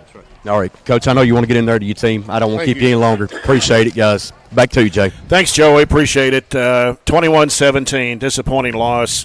Heartbreaking loss for the Trojans here tonight. District game 21-17 as we continue our TJ Regional Health postgame report. We'll take a look at the game stats brought to you by McDonald's. And the game summary, minute 57 to go in the first quarter. It was Greenwood's Davis Cheney scoring on a 1-yard run. The kick by Graham Smothers was good as 7-0 Greenwood after one period of play. In the second quarter, Barren County ties it up going into halftime. 6:45 to go on a 55-yard pass from Briggs Harris to Weston Shelton. Jacob Dooley's kick tied the game 7-7. In the third quarter, Jacob Dooley kicks a 30-yard field goal to give the Trojans the lead 10-7. That came at 6:42 to go in the third period. 3:47 to go in the third quarter. Barren County's Corbin Wells scores at a 23-yard run to push the lead out to 16-7 Barren County. Jacob Dooley with a kick made it 17-7 Trojans. That was the biggest lead of the game for Barren County in the nighttime, with the kickoff return right after that, 88-yard kickoff return by Greenwood's Beck Smith, pulling Greenwood within 17-13. Graham Smothers' kick made it 17-14. That was a score after 3. Trojans still had the lead, but it was 3:19 to go in the ball game. Davis Cheney scores at a 38-yard run to make it 20-17 Gators, and then Smothers kicks the extra point, 21-17. That's the final score as time just ran out on the Trojans. All right, stats for Greenwood. They had a big half on the ground in the second half. They rushed it 17 for 148. They were led on the ground by Davis Cheney, carried it 10 times for 100 yards and 2 touchdowns. And the last one was the backbreaker, the 38-yard touchdown to put them up late in the game. Through the air, Levi Wright, he was 7 of 15 for 161 yards. Did not complete a pass in the second half. Had 2 interceptions, both by Jackson Bird. They had 309 total yards. They only had 9 first downs. They were penalized 5 for 30. They had 3 turnovers. 2 of those were interceptions, and 1 was the blocked punt. Ran 60 plays, ran a whole lot of offensive plays, and gained a whole lot of yards. 325 on the ground. We were pretty good. 39 for 194. Corbin had a night. 10 carries for 119 and a touchdown. Other ball carriers, Dalen Thomas 15 for 45. Briggs Harris had 8 carries for 14 yards. Still Whitaker had 1 for 1. And Jackson Bird had 5 for 15. Through the air, Harris was 7 of 16 for 131 and a touchdown. Shelton caught 3 balls for 69. 45-yard touchdown included in that. Bird 3 for 56.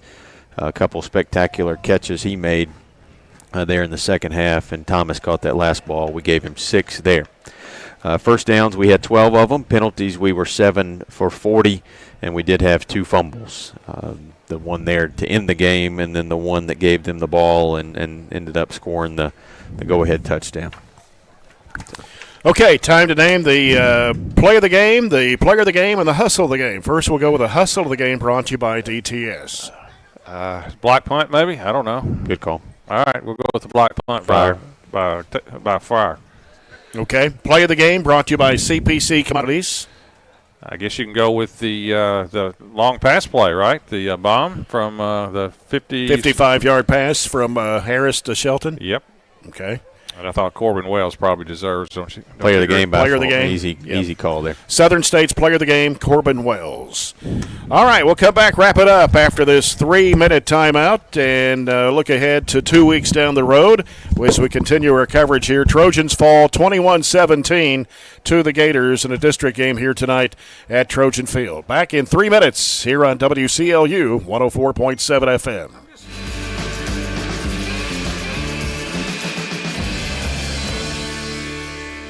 States in Glasgow knows it's summertime now, but Billy and Lindsay want you to be prepared when the weather turns cold. Hey, Lindsay, it's hot. Well, Billy, you know it won't be that long before folks are needing propane for the heating season. I think it would be great if we could grow our propane business at Southern States Glasgow. We do have great service technicians and an excellent group of guys to deliver propane. Let's do it. Let's grow our propane business. Southern States in Glasgow is your local propane dealer. If you haven't heard, there's a new approach to banking. It's called Kasasa, and you'll find it at the People's Bank. Your free Kasasa checking account offers you monthly cashback rewards. The Kasasa cash checking account can earn you a very high interest rate on your balance. Then link Kasasa Saver, and you'll also get a high rate on your deposits. Grow with Kasasa at the People's Bank in Glasgow, Cave City, and Barren. The People's Bank. Working for you. Restrictions and qualifications apply. Restrictions may vary. Contact the People's Bank for details and to learn more. Have you injured yourself playing a sport or exercising?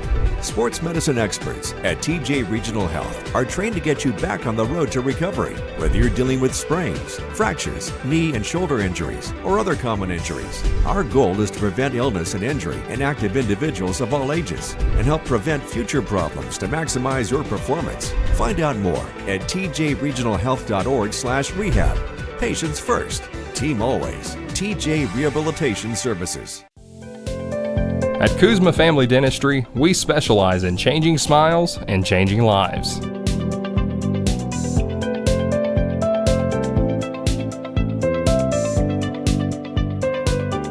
If you'd like to experience this wow factor transformation that not only can change your smile, but change your life, give Kuzma Family Dentistry a call at 270-651-2638. Located at 501 West Main Street in Glasgow. Mow, dig, haul, trench. The reliable Kubota BX Series subcompact tractor is highly capable, a A smooth hydrostatic transmission makes for easy operation and versatile attachments that help you handle the job. The Kubota BX Series is the #1 selling subcompact tractor in the U.S. Talk to your Kubota dealer to schedule a demo. Your local Kubota dealer is J&J Sales on the corner of West Main and Reynolds Road in Glasgow. 103.7 WHHT plays country's hottest hits from today's country artists. Like, hey, what's up? It's Morgan Wallen.